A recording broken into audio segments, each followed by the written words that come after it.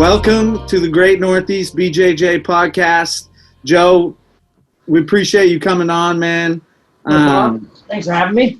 What have you been up to lately, man? Been playing a lot of Call of Duty, playing a little Warzone. I've been doing a lot of stuff in the gym. Obviously, like everyone has their gym shut down right now, so trying to figure out the virtual classes and all the kids stuff. Like I know a lot of people are pushing the virtual classes. I love it for the kids. I think it's terrible for adults. You know what I mean? Like I don't know. So, but I've been trying to figure out how we're gonna go about it and what we're gonna do. Everybody seems to want to do it because they want to give their members something, their team something. But, our art is a little bit different. Like karate guys can do forms and stuff like that, singular stuff. Like we kind of were dependent on a dance partner, right? We kind of are. And I think the big difference is like if you and I could get together and we could train, right? And it's more about not necessarily what we're doing, but how we're doing it, right? It's like you need to kind of feel something, or you need to feel how you're adjusting a little differently. And I just think it doesn't work virtually like that. Like it's good to be, but there's so much content online. Like go sign up for Marcelo Garcia or Keenan's website or any of these other million websites. Like there's so much, you can never contend with that content. So why are you trying to now? I understand you're trying to do something. You're trying to not be lazy, but I think that honestly, more strategy and just talking about why you do things. I think videos like that are way more beneficial, because if I want to find solo drills, I can find 1,000 of them on Jason Scully's YouTube or wherever else. There's a million. I don't know. Right, and solo drills get old quick. Yes, yeah, for sure. And I think that jiu-jitsu is good because I'm trying to choke someone and they're trying to choke me back, right? It's there's that dynamic of that stressful dynamic of oh, it's okay, I choked him, but he was trying to break my arm, so it's all right. I don't feel so bad about it. Now it's you're training in your living room like my wife, and I'm cranking a Kimura on her. I'm yeah, how's that? It just doesn't. It's not the same. It's not right. Or you're doing guard recovery drills with your kitchen chair. Yeah. I mean, those videos. It's weird. I think the big thing is that school owners are trying to do something. They're not just most school owners are not just sitting back doing nothing. I think everyone's doing something, which is the big thing. But it's hard. A lot of schools are going to close because of this. A lot of schools. And you know what the funny thing is? It's not necessarily that they did anything wrong. No. There's nothing wrong. It's very, very difficult for a service-oriented industry where it's a very close, knit. There's a lot of touching, we just can't deliver a product right now. It's really difficult. Yep. And, school owners are doing the right thing. They save money. They did all these things. They treat their students the right way. They teach the right curriculum. They're keeping jiu-jitsu real. They're keeping their relationships real. They're billing this fair. And still they might go out of business. Yep. I think about a guy say a Matt Serra, right? Super successful, such a big school, big association, everything like that, right? I do not think Matt Serra would do that great if he had to run his own Zoom classes for his class, right? He'd be I'm not going to do these. I guess we're not going to run class. You know what I mean? That could have been the end of his entire school's affiliation, everything. Right. It's not based on how you do jiu-jitsu or how you run a school or if you're a good person. It's about how techie you can be and how much you can, appease your audience and your members and stuff like that. It's just, it sucks. Honestly, it sucks. But even so, I think too, a lot of people have lost their jobs. And so even if you can deliver content, in some cases, you're going to lose people anyway, just because they can't afford to, for sure, train it, I think. And I think obviously I've seen some people don't just try to survive. This is your time to thrive. You need to sign up new people and do this and do that. It's just I understand, but when this is over, I don't hope to be doing virtual classes. I'm done with them. I'll do it as a way to try to keep people engaged and keep them happy, right? Because I want to do something for them, but I'm not going to be doing these when I can get back on the mats. I don't think most people are going to do it. Some of these schools are they're trying to engage, I have this virtual audience that I'm going to engage with, and this is going to be another stream of revenue. And I just, if they want to do that, that's fine. But I do not want to do that. That is not my goal. Well, I think it's a fit gap for now, right? We've got a way to kind of still reach out and provide something for now. And I guess that attempt is that's really good. But nothing will replace we all came up in kind of similar environments as far as what we know jiu-jitsu to be, and it's not something you learn online. You got to get on the mat. You got to, like you said, you got to feel it. That's how jiu-jitsu is learned. It's not this submission, that sweep. It's the transmission that makes all that stuff work together that you learn, and the only way you learn it is by getting on the mat with people. Yep. No, I agree. And I think that another part of it too that I think people kind of neglect a little bit, sometimes they don't pay attention as much, is the fact that like not everyone's doing jiu-jitsu just to be a better fighter or just for exercise. A big part of it's just like the social aspect of it all. You know what I mean? I think that like that goes a long way with it too. You know what I mean? Like I got guys in my gym that like they're good athletes, they're in good shape. They're a little weird and they don't have any friends. So, like they become friends with us, and like then we accept them and we get them to come out of their shell a little bit and whatever. It just like there's like that social aspect of it too. So like I think Zoom class would be good for that, but it's just hard. It's just hard. It's true, man, because I think for me, for us, and probably for you guys, jiu-jitsu kind of takes over most of your life. Like most of my social life is spent on a mat. Yep. And so when that's all gone, like for a week I was like, this is no big deal. Like I'll be fine. Like what's the big deal? And then like 10 days in, 2 weeks, I'm like, we got to do something. Like, so we started doing this and talking to people in our academy, because it's true. Like I just miss talking to people. And I've tried to do like push-ups or running or baking bread and all this weird stuff, but there's something about like someone trying to strangle me or me trying to strangle somebody that like it doesn't get replaced by any of those other things. I am a socially awkward kid. I really am. Like I just like I didn't like I was a kid in like high school. Like I would be friendly with everyone. Like I would talk to whoever, but I wouldn't go out of my way to talk to anybody. Right. So it's like if there was someone like I played baseball with or played football with or whatever, like I could talk to them. I would be fine. I had something to talk about, like talk about movies, talk about video games, talk about whatever, like no problem. But to just make small talk, not my strength. Like, and I've done so many interviews and podcasts and I can BS it pretty good.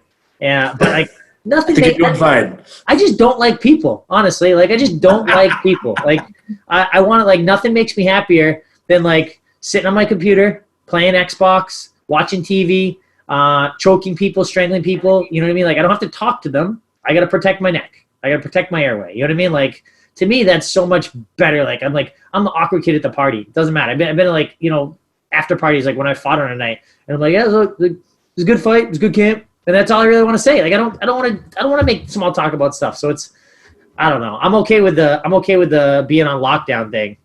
But I am a little concerned about the gym stuff. Well, I think like you and I have talked a lot about the kind of the backbone of the business and how gyms work and kind of the things that you're doing.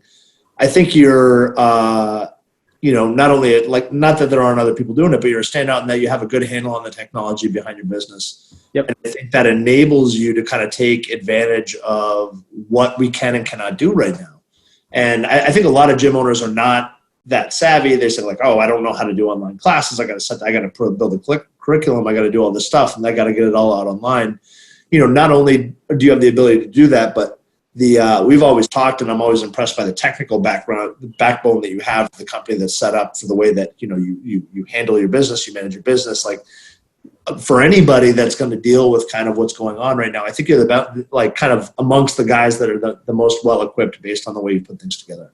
I think I was like a 2-stripe white belt in business like 2 years ago. Right. And now I think I'm like maybe like a blue with like 2 stripes. You know what I mean? Like I'm always trying to get better, but I know there's a lot of people that like, they have no idea how their business works at all. They know that like, okay, like, well, we have enough members and that pays X number of dollars. And then it costs me so much for rent. And then I get to keep the rest. And like, it's like, you have to know like how things are, like why you're making more money some months and not the others. And it's not just because more people happen to walk in. It's like there's specific reasons. There's specific things that you did, and maybe not something you did today that made money happen today. Maybe something you did a month ago or 2 months ago or several months ago that you just been building on. And like some people just don't have any idea like what's going on. And like, and I'm definitely not an expert on any of it yet, but I've gotten so much better in the last couple of years about trying to like understand like how it works and why it works and understanding, like, just like I try to get better at jiu-jitsu, right? I try to get better at jiu-jitsu and MMA and everything else. Like I try to find people that were mentors, that were coaches, that knew more than me, that had successful schools. Like, it's like, oh, this guy's got a good guard. I want to have a better guard. I'm going to ask him some questions on how he got his guard so good. Like it's the same thing. Like, how are you doing your intros? How are you doing your retention? How are you doing your sales? How are you doing this? Like there's so much to it. And I think if you look outside the industry, that's what successful business owners do. I mean, you think of these companies that are, whether they're products manufacturers or they're service oriented service providers, you know what I mean? They figured out how to get people in and how to keep them there. And there's a science and an art to all those things. And it takes effort and learning and education and professionalism. It's not easy. I think I would, I'm going to piss off a lot of people, but I would say that like Taekwondo schools are the reason that, BJJ schools need to learn how to run their business, right? Because Taekwondo, as far as like a functional, like martial art, I'm not saying there's not some that have okay schools, but overall, Taekwondo is the biggest bag of trash you've ever seen in your life as far as like trying to defend yourself, right? It's just like, there's a lot of like super high kicks, like there's all this stuff. And like, yeah, there's some guys that are good, right? But they're like such like a very, very small percentage compared to like most jiu-jitsu gyms. Like if you have anyone that's like a blue belt or better, they're going to take that Taekwondo guy's lunch money, like no problem, right? Yep. But so many of these schools are making so much money just because they learn the business side of it. We're a bunch of idiots. We're learning how to do like all these chokes and takedowns and getting punched in the face and like doing these MMA fights to try and push our school and stuff like that. And then these Taekwondo schools are doing like BS martial arts, but they're learning the business side of it. And like, that's why they have 10 schools and we have 1. Right. Oh, maybe they weren't the dumb ones after all. Maybe they were the smart ones. Well, that's like the no-touch martial arts right now. Yes. I mean, they're all training. We can't train right now. Yep. George Dillman is thriving. Yeah. I know. It's such. Hey, how did you start off in martial arts? Did you start in jiu-jitsu? I started with jiu-jitsu, but always no gi. Like I got a black belt now, but like only because I got dragged kicking and screaming. I've had fun in the gi the last like 2 years or so. But until then, like you couldn't pay me to put a gi on. Like, but I just started no gi, and like I've been submitting black belts since I was like 17 or 18. But it was like I was ahead of the curve on the leg lock stuff. They're like, oh, these guys have hard guards to pass. I'm not gonna do that shit. I'm just gonna start a kind of pass. They're gonna bring the legs up and I'm gonna catch the foot. I was like way ahead of the leg lock curve. But yeah, I just congratulations on your black belt. That's awesome. Thank you. Yeah. But I was just like that dirty leg locker. So I was entering all these nagas and just like, oh, leg locks are dangerous. I'm like, yes, they are. You better tap. But I started with no gi, and so I did no gi for like I started when I was like 16, and I trained until I did like just strictly no gi, no MMA until I was like 17 and a half, like a year and a half, 2 years maybe. And then a couple of my buddies started getting ready for fights, and I was helping them get ready. So then I started I was like their training partner, and I'm beating them up, and then they're winning their fights. I'm like, oh, if I'm beating these guys up, I could do this too, just for whatever. And then I started doing it, and then when I was in college, it was almost like a part-time job. I would make, not a lot of money, but I'd make I would want to fight and make like $800, make like 400. Like, oh, I'll do that a couple times, 6-7 times in a year. Wouldn't have to get a secondary job. Just got to train jiu-jitsu and just kill people. It was awesome. So why did you start originally? So professional wrestling was really big. So I had a trampoline. So it started off with like me and my friends used to take turns like power bombing and choke slam each other. And then it was like, okay, like then it was like we were fighting each other on trying to power bomb and choke slam each other, having like a legit wrestling match. Legit, whatever. And then I had a cousin, my cousin Dennis. He knew he trained with like Bart Vale, who was like a shoot fighter back in the day. And he had done my cousin Dennis knew very, very little, but he taught me how to do a guillotine, how to do a rear naked choke, and how to do a toe hold. And those were like the only, but I knew those. Wow. So like, and I was always like kind of like wiry, and I was never like strong, but I was like always scrappy. So I would just like, my friends knew nothing. I knew a little bit. So like I'd get behind them and I would get their back and I would choke them and they wouldn't have any idea. And I didn't really know it that well myself. So I couldn't like explain it all that much for them, but I kind of knew what I was trying to do. I was just trying to get there and get the arm and whatever. And like, and the same thing with toe holds, the exact same, rear naked choke, toe holds, the same thing, right? It's around, so I knew those two. And then I kind of knew a guillotine, but not really. But I had those. And so I was like dominating the neighborhood with my grappling, my submission wrestling, my shoe fighting. And then, and then I had a couple friends that started, we had a jiu-jitsu demonstration in my high school, which is my partner at the gym now is Joe Pomfrey. He's like my original trainer since day one. He did like a jiu-jitsu demonstration in our high school. And we were all like, oh my God, this is what we've been trying to do. There's something real to this. There's a system to it. So a couple of my friends started training jiu-jitsu, and now they're pulling guard on me, and I'm like, what is this? I'm like reaching through and getting triangled left and right, and now I couldn't have that. I went from being like the king of the neighborhood to get triangle choke nonstop. So like I needed to even the field a little bit. Cool. That's where I got in. So like Do I recall? I'm trying to think back. It's like a really, we're going way, way back into kind of Massachusetts mixed martial arts origins, stuff like that. Did you train with that Team Elite group? Did you get together with them? No. So I knew those guys. So like when I first came up, they were the only like real team in really all of New England, right? Like they were like Matt Lee, Neri, George Rivera. Who was the other guy? Keith. Matt were there training those guys. Yep. Keith Raquel. His name I was trying to think of. Keith Raquel. So like there were all these guys. Like they were the only like real team, right? And I don't even. And looking back, I don't know if they were even as much of a team as much as they got together on Saturdays and they beat the hell out of each other and they all went their own ways and then they got together and beat each other up. Like I don't really know, but they were the only like real team. Otherwise, we were the school that like there's like they had no idea what they're doing. Like if you watch me like hit mitts back then, like I fought in the UFC and I did not like warm up. I literally jumped back and forth from one foot to the other and I did not hit mitts. I did not grapple. I did not wrestle. I did not do anything. I just like went out there and then I went out and I fought Pulver and at that point I started getting serious about training. Like I really wasn't like I was always serious about jiu-jitsu, but I was never serious about like MMA until then. I'm like I kind of made a little bit of money this week and maybe I should focus on this a little bit more.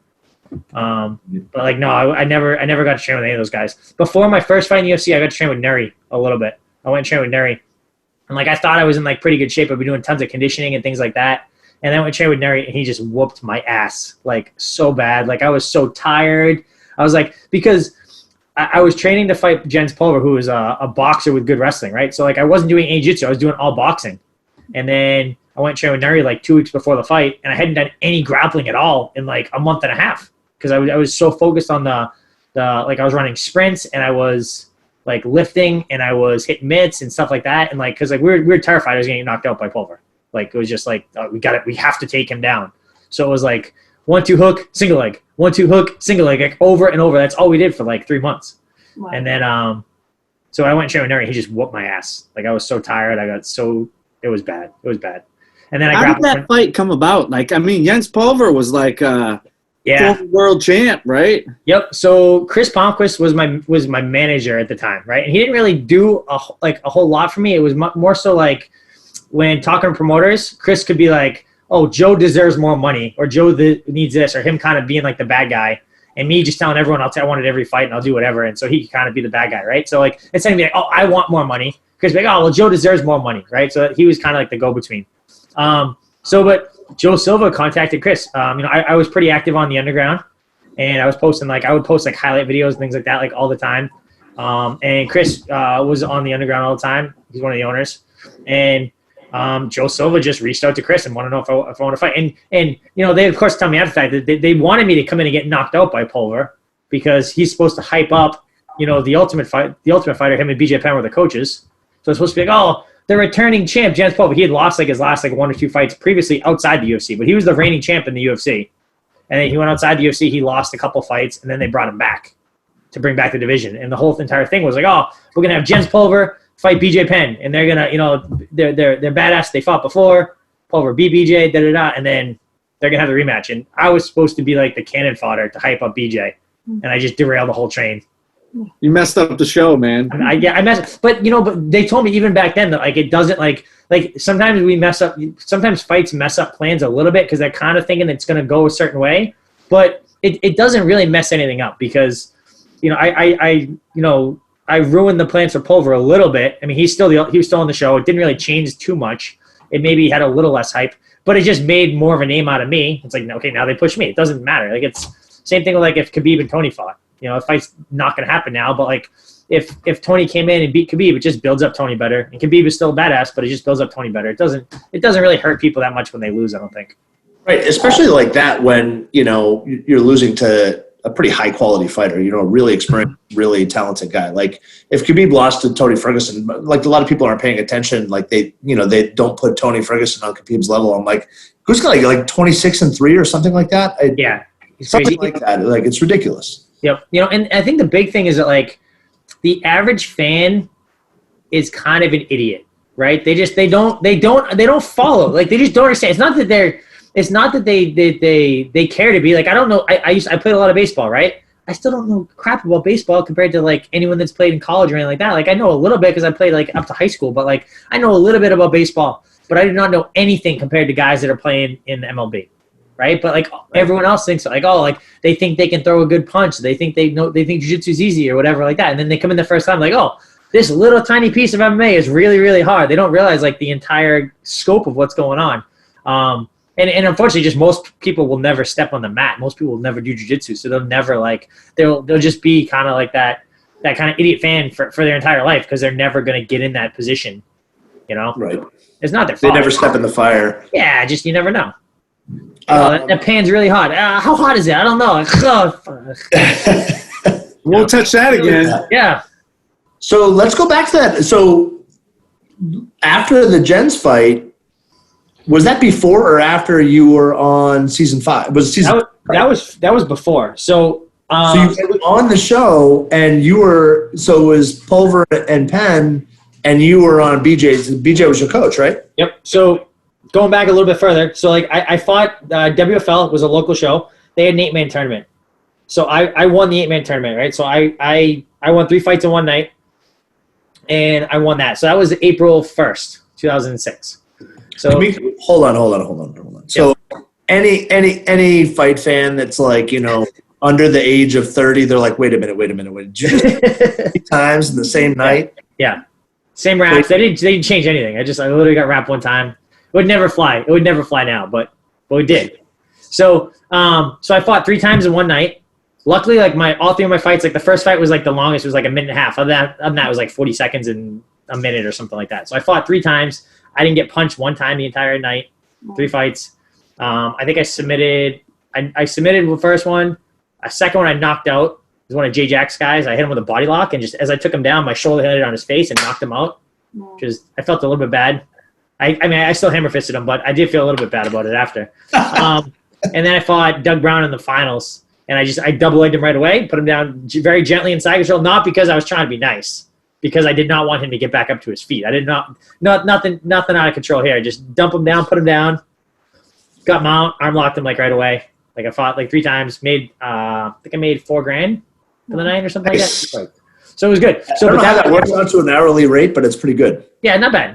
$4,000 for like 3 minutes. Yeah, I'll take it. Yeah.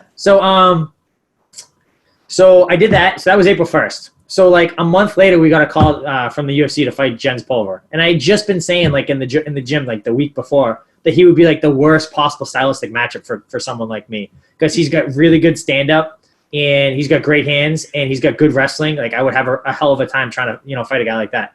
And then Chris Palmquist goes and tells me, oh, the UFC wants you to fight Jens Pulver. And I thought he was joking because we were legit talking about him being the worst possible fight for me like 3 days prior. And then it turns out that it's real. So that was like end of April. So then I fought in September. So we had all of May, June, July, September. We had 4 months to get ready for this fight. So like it was such a long camp, but like we started right away. We started working on boxing and strength conditioning and everything else. Apparently not jiu-jitsu. Why I got so tired with Neri. But we did like 4 months of like a 4-month camp. Fought Pulver. It was in September. And then they just on the back then you still rode on the like legit like a shuttle. I took the shuttle with Dana and Joe Silva and like all the UFC execs, like the lawyers and stuff like that, because we would stay to the press conference and we went. I rode in the same shuttle with Dana and everyone, which doesn't happen now. Like he's got his own car, he's got whatever. And they told me right off the bat, like, we want you to go on The Ultimate Fighter. It's going to film, early next year. We want you to go. And I kept I'm already in the UFC. Take my brother. Like I'm boring. Like I'm not a people person. I don't like people. I don't want to be locked in a house with people. Like take my brother. He'll be way better television. And I argued with them for months on that, and they wouldn't take my brother. And eventually they told me, like, look, we can't take him because he's not 21. He's not 21. We can't have alcohol in the house. He's a liability. We cannot have him in the house. So I'm like, okay. So like once I knew that it couldn't happen for my brother, I said I would go and do it. So and that we filmed in, I think we started like mid-January. Like mid-January to like end of February, I think. Like 40 days or something. Dude, at the time, did you have any idea you'd be able to make a career out of this thing? No, not at this time. So like my contract for Pulver was I fought for 3,000 and 3,000. So and then I got knocked out of the night, which was $15,000 at the time, and then I got like. And you did take him down. I did take him down, and I got I think like $10,000 in sponsors or something like that. So I made $30,000 when everything was said and done, and I'm like, I made $30,000. This was awesome. I was still working. I was finishing school and I was working at the time. I was working like 20 hours a week or something. So I was finishing school. I was working. I made 30 grand in a weekend. I went back to work right after. What were you doing it for work at the time? I work in IT. So like I was a network admin. So like I was in college and I had to get a co-op. So I got a co-op as like a network admin. And basically they brought me in like, it was a company of like 35 people. And there was one IT guy. He was basically like really close to having like a nervous breakdown about like just getting overloaded on stuff because he was the only guy there. He was like a one-man person and like the company had grown too much for just him. So they brought me in to help him out and like kind of, lighten his load a little bit. And then halfway through the semester, he pulls me in the office. He's like, Joe, Friday's my last day. I'm out of here. This is on like a Tuesday or Wednesday. And I'm like, okay, did you tell work? Did you tell like HR? He's like, nope, you're the only one that's going to know. He's like, Friday I'm showing up and I'm not leaving. I'm not coming back. I'm like, you have to tell them. You can't just like, he's like, I don't want to screw you. He's like, this is going to be bad for you, but like, I just want to, any questions you have, here are all the passwords. Here's how everything's set up. You've been here for like a month and a half. Good luck. And I'm like, are you kidding me? Like, I don't know. Like, I'm still going to school at the time. Like, I'm like, this is like my co-op. It's supposed to be like, oh, it's a nice, easy co-op. This guy's supposed to like teach me how to do things. And he's like, oh, it's all on you. Wow. So work tried to give me the job. They wanted me to like pull out of school. And I told them I did not want to do that. So they ended up bringing someone else in. So I just like, I didn't train my boss, but I kind of had to teach him like kind of how our systems were set up. He knew a lot more than me, but he didn't know how our systems were set up. So I had to kind of train my boss. And then, but I went back to work, and work had no idea what I did. Like they had no idea that I fought. They didn't know anything until I fought. And then they used to see me come in all the time with like Velcro burns on my face and black eyes. And because I was fighting, but they had no idea. It was all small shows. Like no one's paying attention to what's going on at WFL and Revere, like a little small show. Did anybody ever say anything like, "What's up with your face"? Yeah, I fell down some stairs, or I walked into something on my clutch. I fell down some stairs. I don't talk to anyone. I didn't try to talk to anybody. I was just kind of quiet. And then the guy across the hall from me, he was like a big UFC fan, and when it got announced like a month and a half before the fight, he kind of spilled the beans to everyone, and then I couldn't get anything done. I just had nonstop people stepping in my office like, "Hey, how do I get abs? How do I do this? How do I do that?" Like, dude, this is not my department. I'll teach you how to choke people. That's about it. Right. All right. Well, dude, what is it? With the final record was 28-15 or something like that? 29? Dude, I have no idea.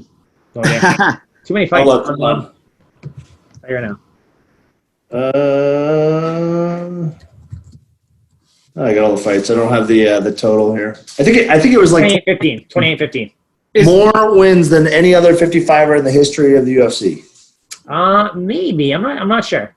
I know I had a whole bunch of records for a little bit. I definitely had most bonuses. I know I have forever most submission of the nights because they got rid of them. It's now called performance of the night, so they can't overtake my record of submission of the night. So I've got that for the most. I think I want to say Charles Oliveira might have the most submissions in the lightweight division now. He might have the most. He's got him and Cowboy have to be close for the most wins too. But I'm right there though. I'm like top 3 or 4 on almost every good stat you could have as far as like submissions and wins and finishes and all that kind of stuff. Is there any that like stand out as like the most memorable of those fights? I have like they're all good. Like even fights I lost, I fight like both Jim Miller fights were great. But there's a lot of really really good fights. Like it's like trying to pick your favorite kid. Like it's just like.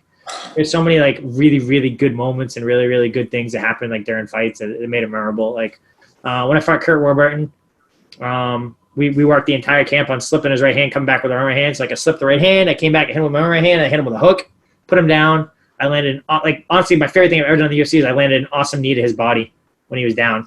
He was like on the fence, he's trying to get up, so like and he's just like on his elbow trying to get up, and I reared back and hit him, like lunged at him with like the biggest right knee I could possibly land, hit him right in the chest.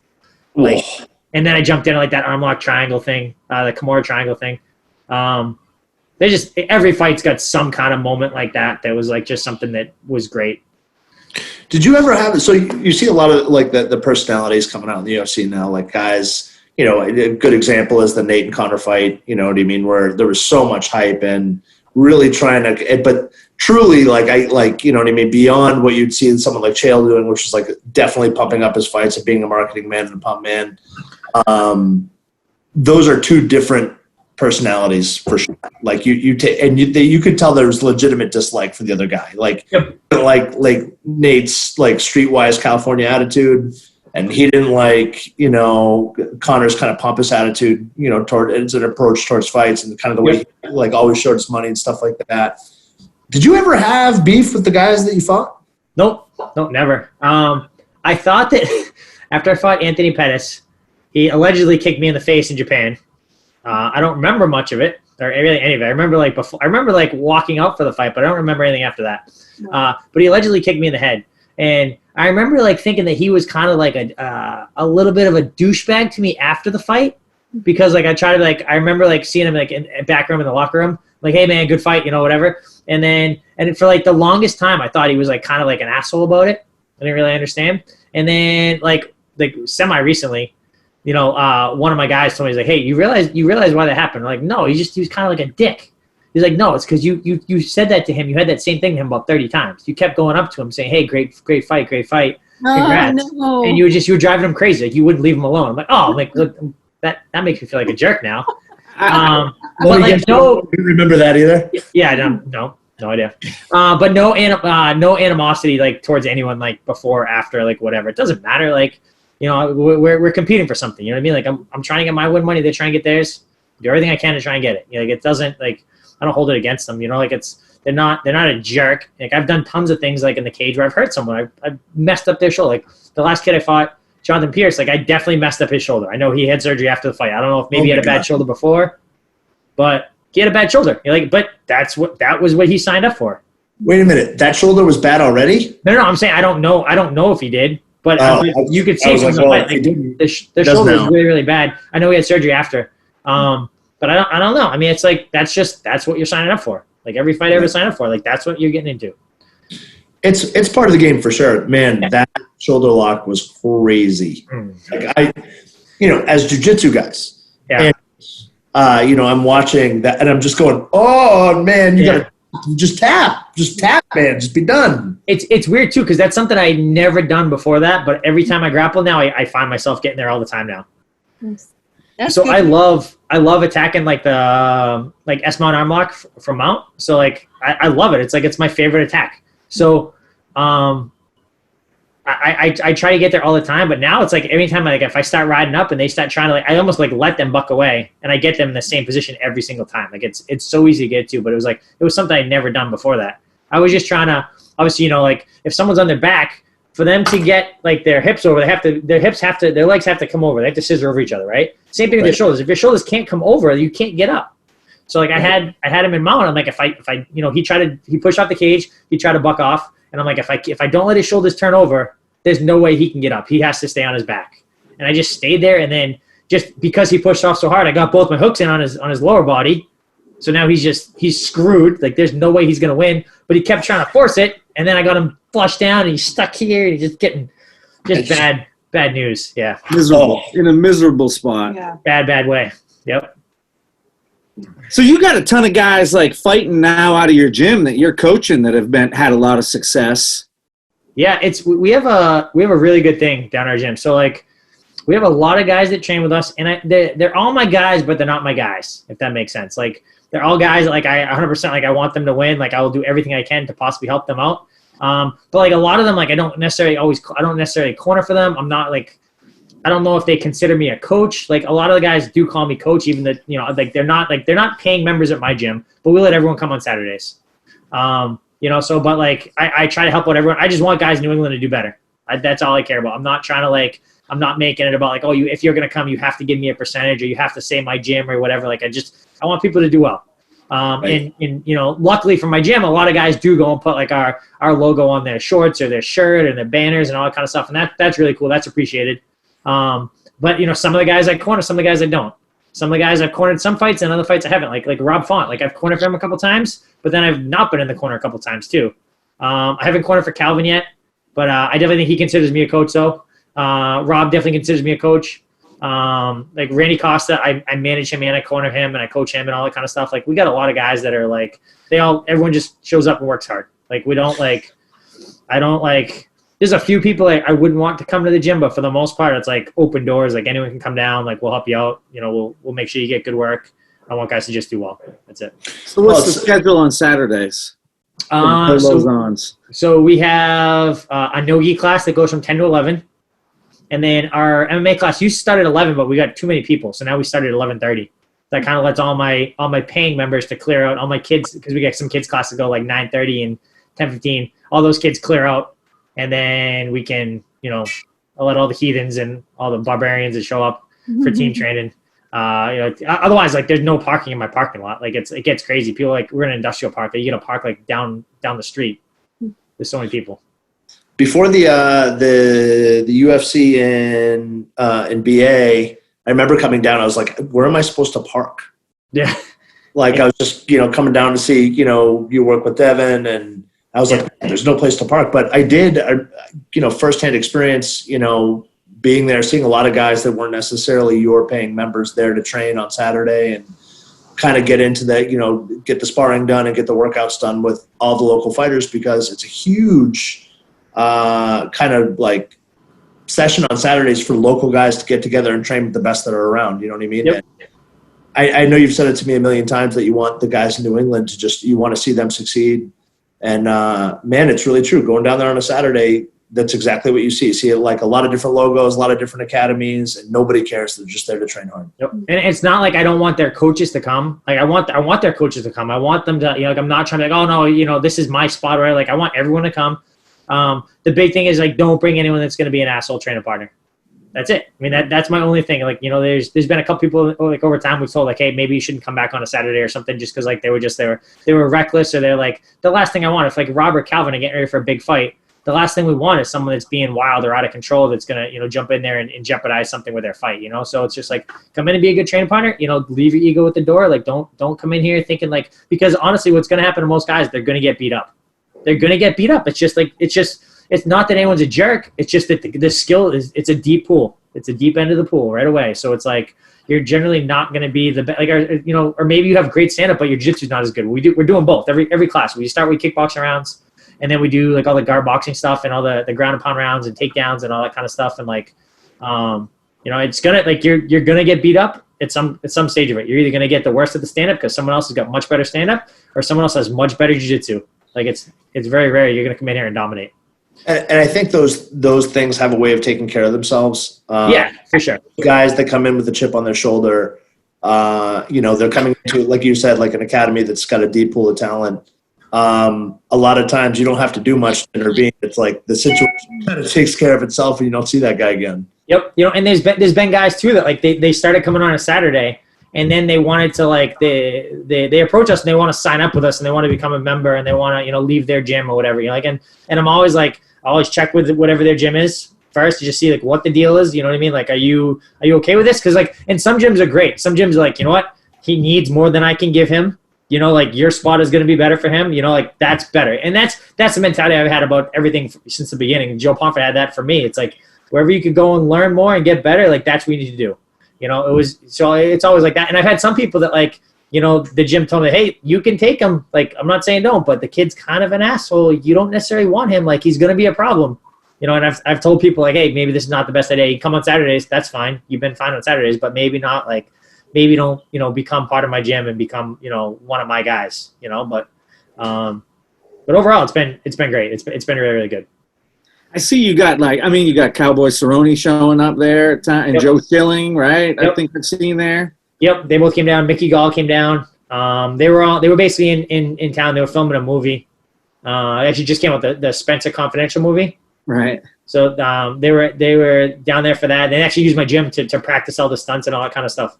But yeah, we had all them down here, and like, again, open door, just come and train. You know what I mean? Like for those guys, I think we gave them a key and they would let them just come on whatever schedule they wanted. But it's guys that I knew prior and I knew they were going to not be a problem and I knew they'd be good and respectful and everything. But it was great having them down here, It was good. It was really good. As long as they take their shoes off when they're walking on the mat, right? That's all you got to do. No shoes on the mat. I'm not crazy about, like, I'm not like, some people are like crazy. Are you crazy about that? The no shoes on the mat thing? I mean, there are definitely no shoes on the mat, but I mean, like, if you're in a construction zone and there's a lot going on, like the accidents are going to happen and you're going to watch them when you're done. But generally speaking, it's like, no shoes. My biggest pet peeve is like when a parent like walks in the front door and they walk right to the middle of the mat. I'm like, get off the mat. Like that drives you crazy. But like if someone steps on the edge, that never bothers me. When they step on the edge of the mat as they're going by or something like that doesn't really bother me too much. But that's all right. That's all right. We don't run into it because our mat is elevated. Yeah. But yeah, that's kind of like a lane of travel type deal. Some people are crazy about it. I remember we went and filmed. The UFC had us do something like the UFC came to Boston. They had me and Kenny Florian basically just like sit down. They did like interview style, and they filmed us just kind of like we kind of grappled for the cameras a little bit, but we basically just had a conversation. And they were like mental about like the staff, like the people doing cameras, about like no shoes in the mat, no shoes in the mat. Like they made everyone put their shoes like outside. They wouldn't like just clean the mats after. Like it's not a big deal. Like it's not. They're not like, tainted. Two of us sitting here. Yeah, exactly. It was just like, but they were crazy about like no shoes on the mat stuff. I don't know. And it's a good, like, so we were talking to John Anik earlier in the week or last weekend. Yep. Recorded with him, and obviously, he's pretty tight with Kenny, but from a regional perspective, you and helped put submission grappling and jiu-jitsu on the map in this area. I mean, you guys were some of the early pioneers. I mean, when you guys you'd been training for 4, 5, or 6 years before I even like discovered jiu-jitsu. Yep. I was doing like, so I love jiu-jitsu first and foremost. Like I kind of like, I did MMA because they pay me to do MMA. Right. But I love grappling. Like if I wasn't running an MMA gym, I would just do grappling and jiu-jitsu like all the time. Like I wouldn't even care about doing the other stuff. But obviously I've had so much success with MMA. Obviously we're going to do that with my school. But like, I love grappling. So like, I love doing like Naga tournaments or Dragon Lair or jumping in absolutes or doing whatever. I always thought that was kind of, was really fun. Like that was the big thing. It was just fun. I remember I took a seminar with you one time when you came up to Nostos, and Yep. I was so intrigued by your training schedule because you were one of the first fighters I ever saw that didn't spar all the time. As far as what? As far as like, I think when you were in camp. yeah, like when you were in camp, yeah. When you were in camp, yeah. you were getting punched in the face all the time. Oh yeah, so I wouldn't call that sparring. I call that doing MMA stuff. So like we do like the guard boxing, like the punching on the ground stuff all the time. Or we'll do like light kickboxing rounds. Well, usually when I talk about sparring, like hard sparring or any kind of sparring, we're usually talking hard sparring. We're talking like 16-ounce gloves, shin guards, headgear, and literally like 100% effort. Like I'm trying to knock you out, you're trying to knock me out, and that goes until you connect and you hurt somebody. The second you connect and hurt somebody, you're like dead stop. You're back way off. And then get someone new in there or pull them out or whatever it's going to happen. But yeah, we've been doing MMA rounds like forever now. Like we just talk about it as being a guard boxing, which is like, small MMA training gloves. But we do those rounds twice a week, every week, like forever. Very cool. What's funny about that too is that, you say that he trains and he spars all the time. Joey is not afraid to get punched in the face. Like every time we warm up, we're in the back warming up Devin.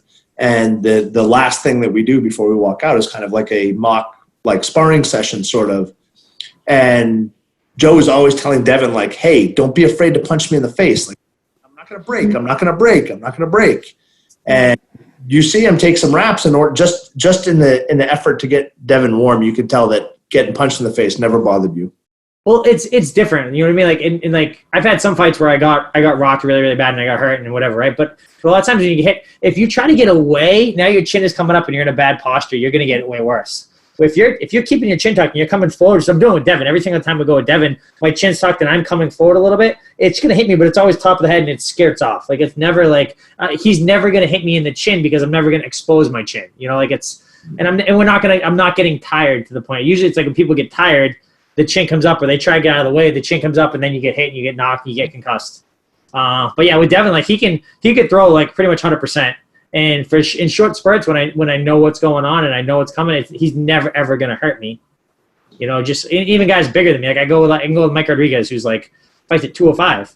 And he can throw like pretty hard shots. And if he's talking like punches, never gonna hurt me. I'm gonna slip inside. I'm gonna take it off. It's gonna skirt off me, whatever. Right. It's a little easier. Your mentality when it comes to if you get knocked down, you get the opportunity to stand up. Yeah. And you're like, I'm probably gonna get hit. Yeah. My mouthpiece and yeah. see what happens. So the big thing there is like, if you're on the ground, you got to get back up. Just bite your mouthpiece, tuck your chin. You know it's coming, right? You know, usually guys get knocked out because it's like they're caught breathing out, or they're caught, again, moving their chin up or bringing the head up or trying to get away. You know what I mean? Like there's 2 ways to go about it. You could shell up and just make sure you get hit, but not get hit bad. Or there's like staying a little space and slipping off a little bit and doing whatever. But you slip off. If you don't get off just right, you're getting way worse. When I fought Michael Johnson, like before that fight, like we were trying to we spent the entire camp working on trying to break like the shelling habit, which is just getting here and like, you know, eating, you know, taking too many punches, letting someone just get off too offensively, you know, because if you don't give them a reason to not punch back, they're going to keep on attacking. So they just attack.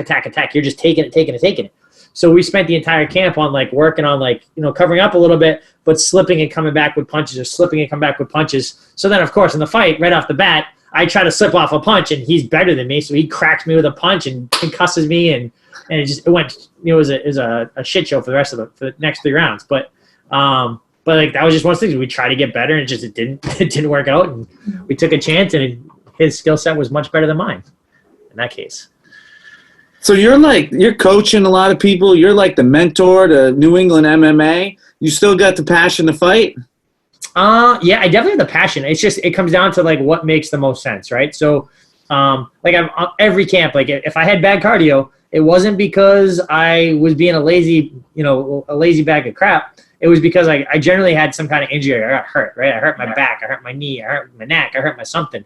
So, it's just like the last fight was so perfect. Like you roll the dice and you can't do it better than the last time. You know, like maybe you don't try to do it better. Maybe you just try to do another one. Like, but it's like I fought in Boston. I fought great. The fight went great. I didn't get hurt at all. It was a great way to go out. Like I was so unhappy with how the previous fight had gone. If that had been my last fight, it would have been like, it would have killed me forever. So now because I had such a good fight for the last one, it's like, I don't know if I really want to risk it. If this coronavirus kills my gym, I'll definitely be fighting again. But I don't know. Like, I like the idea of fighting. I just don't know how well it would work out. What might happen is I might tell the UFC, like I talked to them like maybe like a month and a half ago, and they asked like what I wanted to do, like if I plan on fighting again or what. And I'm like, send me names, because like if they send me names and I really like the matchup, I will 100% fight again. But I don't have to fight. So I don't like, if I don't like the name, I'm like, no, I'm not interested in that guy. Give me someone else. And they might be like, oh, you got to wait 3 months. I'm like, all right, that's fine. I'm not in a rush. If things line up just right and they give me like a great name or a name that I like, then I'll do it. If they don't, then I won't. I'll keep peeing in cups when USADA comes around. That's really the only downside. Like do you want to keep having to report stuff to USADA? Like, sure, that doesn't bother me. I don't care. They're not testing for Swedish fish. Alfredo sauce, whatever. I have Swedish fish here somewhere. It's interesting too, like the concept of rolling the dice, right? Because you do it enough times, and you're going to get the result that you don't want. Yeah. And it's not. It has nothing to do with the opponent either. Like you could fight good fights, but you get older. Like every athlete gets older and like more likely to get hurt in the ring, whether it's something impactful like a shot or like a kick, a knee, a punch, an elbow, or if it's like, hey, like even Macy Barber, like a young kid, takes a bad fall, like tear your ACL, like that's all possible, right? Yep. And something like that doesn't bother me so much. Like honestly, like I thought tearing my ACL was like not a big deal at all. Like I really didn't think it was that big of a deal. Like it's unfortunate that like you're sidelined for so long, but aside from that, like the rehab was easy. The hardest part was the weight. Like the hardest part was like, okay, I basically couldn't train hard for like 6 months. I tore my ACL in like March. I think I was training pretty good in August, like 5 months later. And then I got the go ahead to train again, and I took a fight for December. Wow. So like my surgeon was not that happy that I fought 10 months after. Like he's like, I told you you were cleared. I didn't mean to go and book a fight like in like a month and a half. But like so that part that's not a big deal to me. Like breaking your hand, like it sucks. It's not that big of a deal. It's more so like the prolonged head trauma, I think, is like the bigger thing. Like, and I don't like. I'm not gonna say I've had zero head trauma, obviously, but obviously I've been hitting the head a whole lot. But I don't feel like I'm not drooling over myself. I'm not screwing up my words. I'm not like awful about names. Like I was always bad at names, but I'm not awful at names because of the getting hit in the head. So I don't know. I think that's like the bigger concern though, as far as like, I've just had 27 fights in the UFC. I've sparred like X number of times per camp, like so many rounds. How many times you get in the round? Like we figured I've done like 4,000 rounds or something stupid, 4,000 minutes of training, I think, something like that. For hard sparring rounds, that's like me trying to knock them out, them trying to knock me out. And that was just outside the fights, like it's been a lot of training camps, a lot of rounds. But I feel good. I mean, I feel good, but it's like I feel good till I don't feel good. I want to keep feeling good. Exactly. Right. Yeah, I like how serious you are with the concussions. If someone gets concussed, it's like, okay, you got to take a break. You can't just, yeah. So we had one of our guys was doing rounds with Calvin. It was probably like a month and a half ago, almost 2 months ago now. And going with Calvin and gets hit with a pretty good right hand. Like he was bringing it to Calvin a little bit, putting some pressure on Calvin. Calvin responded with a good right hand.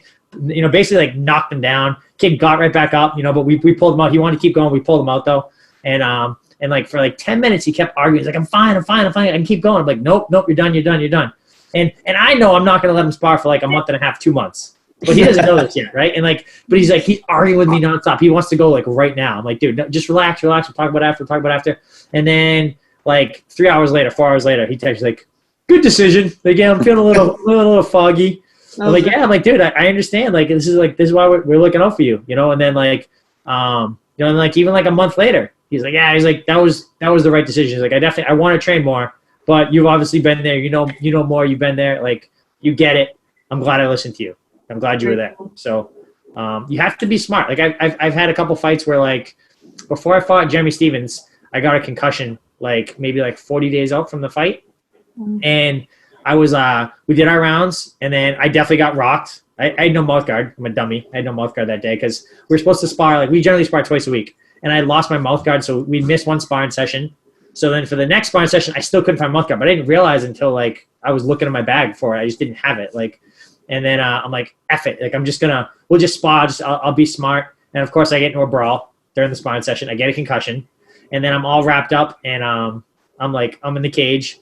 And I take off my gloves and I still have my headgear on, and I go to my coach. I'm like, hey, when we're gonna do 4 4s rounds. Like, when are we gonna start?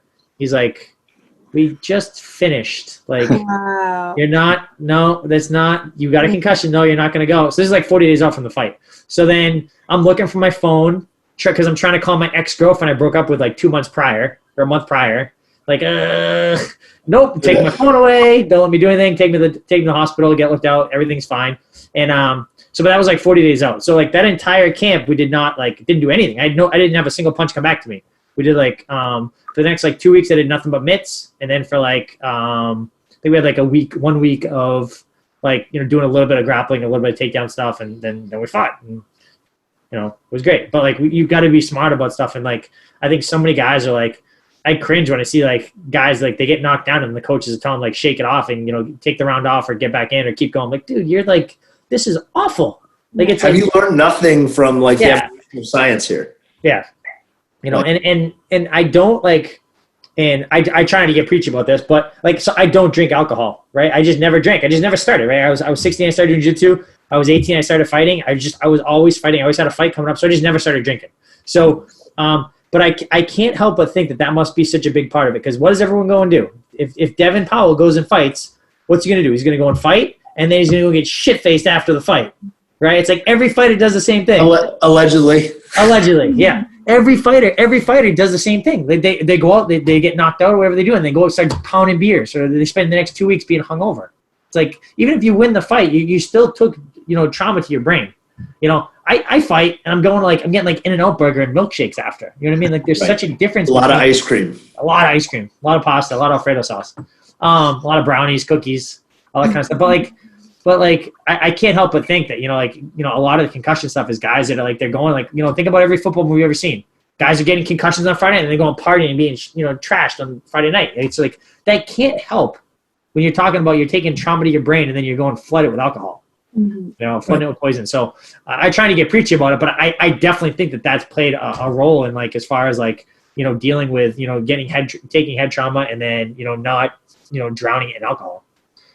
I agree, and it kind of leads into like a topic I wanted to bring up with you, because obviously you're you know, that you have an impression on the fighters that you come into contact with, that you help in the training with, to drive some of the stuff that's made you successful, right? And there's that transition from being a fighter, and we've all seen you in the cage, so we like kind of know exactly what you're capable of doing in the cage. We've seen it time and time again. I grew up watching you grapple in the local New England area, but then what a lot of people don't see is kind of your coaching techniques. And I've had obviously the privilege to kind of sit next to you and corner some fighters and see how you behave before these big events, and kind of during and after, and kind of how you switch things up in between rounds. And I kind of get a much better sense for your fighter IQ.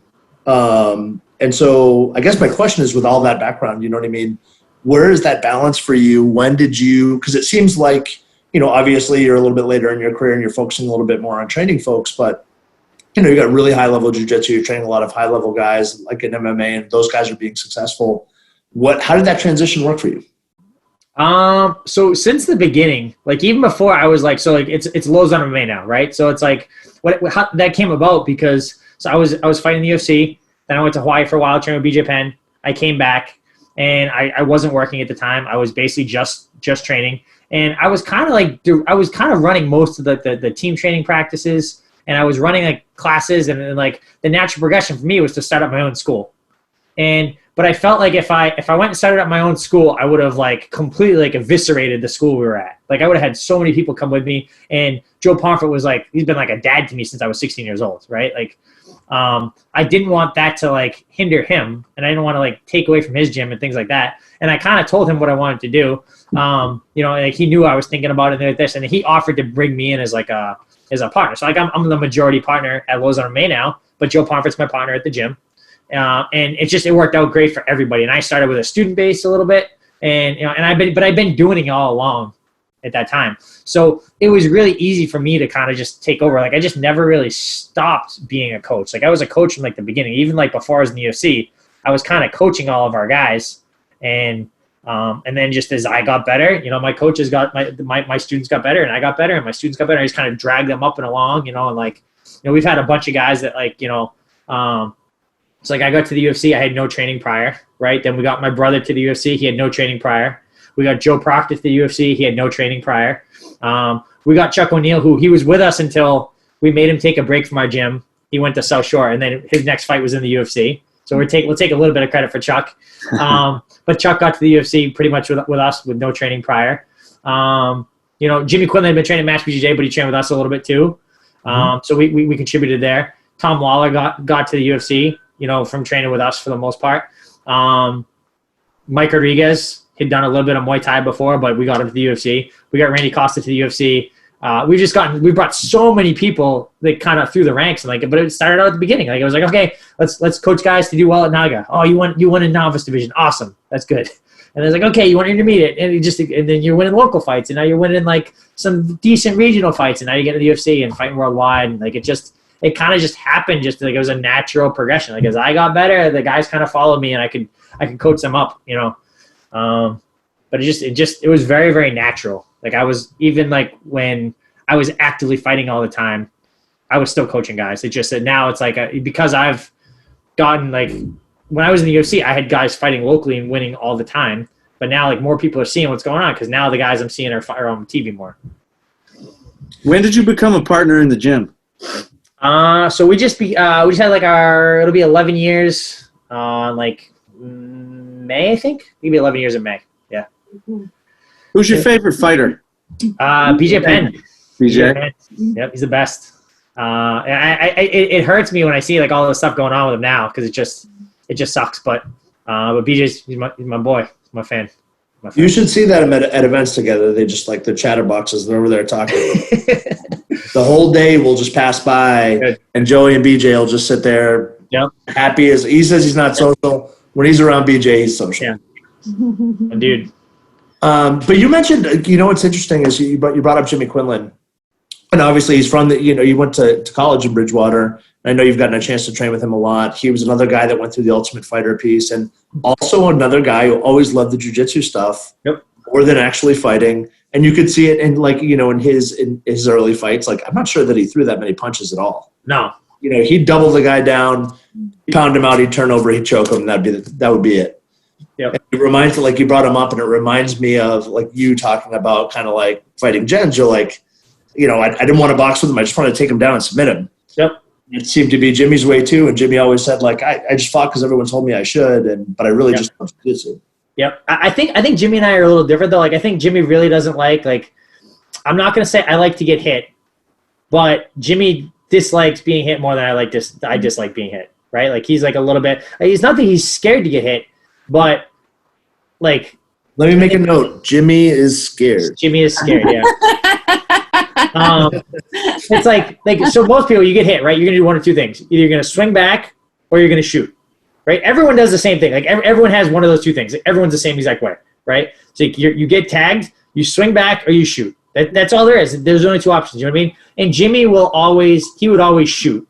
I would always swing back. Right, Randy Costa is kind of similar, right? He wants to be like this stand-up guy, but like his 2 fights ago, he had a great fight. Like I think he got submitted in the second round, I think. But it was like a back and forth in the first round. It was a great fight. He was having a great time. Got hit with a big knee to the body, and then he shot. Right, you know what I mean? And like it's like so like we always tell him like you need to like focus on like jiu-jitsu. Like jiu-jitsu is like such a big part of what's going on. And he likes doing kickboxing. He likes doing wrestling. But he doesn't like doing as much time with actual jiu-jitsu. It's like, dude, like when you got tagged and you shot, that means that like forever you're gonna shoot. When you get hurt, you're gonna shoot. You need to work on jiu-jitsu more. But like Jimmy would shoot just like Randy would, but I happen to swing. Just the way it goes. The way everyone reacts is a little different. Yep. What do you think your toughest fight was? Toughest in which regard? Actually, let me do this. Toughest fight that you won. The toughest fight that I won. Jamie Varner, for sure. We got fight of the night. I got submission of the night. I triangled him. So now, again, so we're talking about like studying film, but there's that. He breaks his hands all the time. Like he had broken his hand like quite a few times like prior. Like that was always his big thing. Like his biggest downfall was breaking his hands. So we knew going into the fight that, like if I am aggressive and I let him keep punching me in the top of the head, he will break his hands. So like I had no fear that he was going to knock me out in that fight. Like I knew he had good stand-up. I knew he had good wrestling. But I knew that if I kept my head tucked and I kept coming forward, he would be forced to keep throwing punches. He would hit the top of my head. He would break his hand at some point. And that was kind of like our strategy. It was kind of make him break his hand on top of my head. And it worked out. Strategy from the movie Gladiator. No. Have you ever seen that movie? I've seen Gladiator. When's that in the? Not the one with not Brian the one with Russell Crowe. Oh no! I haven't seen that one. Warrior, right? Is it Warrior? No, it's a long time ago. No, I don't think so. Brian Dennehy, is that who was in it? I don't think so. I think that's him. Yeah. He tells the guy, he's like, put your head down and take the punch on the top of your head to break his hand. So so like we had Ricky Lindell out for that camp. So like he came out a little bit. So like and the big thing was that we had an awesome sweep on him, like on Jamie Varner, because he would shoot a blast double a lot. So we got double overhooks, head was underneath too. And we basically talked about how like you start tilting someone off the side and he's got to make a decision. Either he's going to hang on your legs and he's going to get swept, or he's going to base out with his arms so he doesn't get swept, and then he can't hold on to your legs, so then you go belly down and you come back up. And like so we drilled the hell out of that for the entire camp. Like that we did like I was probably doing like 50 or 60 reps of that every single day for like 2 or 3 months, right? We just repping it. And then, so I fight Jamie Varner and like, we have like this back and forth brawl, right? But I just keep coming forward so he can't ever really get his space off to land good shots. It's kind of like, just like, there's an awesome highlight. There's like a little clip of the fight where like, we're just banging on each other and like hitting each other. And like, I hit him with like a hook and kind of knock him down. I tackle him and just like, we're like literally like falling over on top of each other. We're both so tired and just being so like, kind of reckless abandon with punches. But that was kind of my strategy, is to just get in on him and not like I wasn't going to beat him in a boxing match. I was going to beat him in a brawl. Like I had to like force the takedowns and force the scrambles and things like that.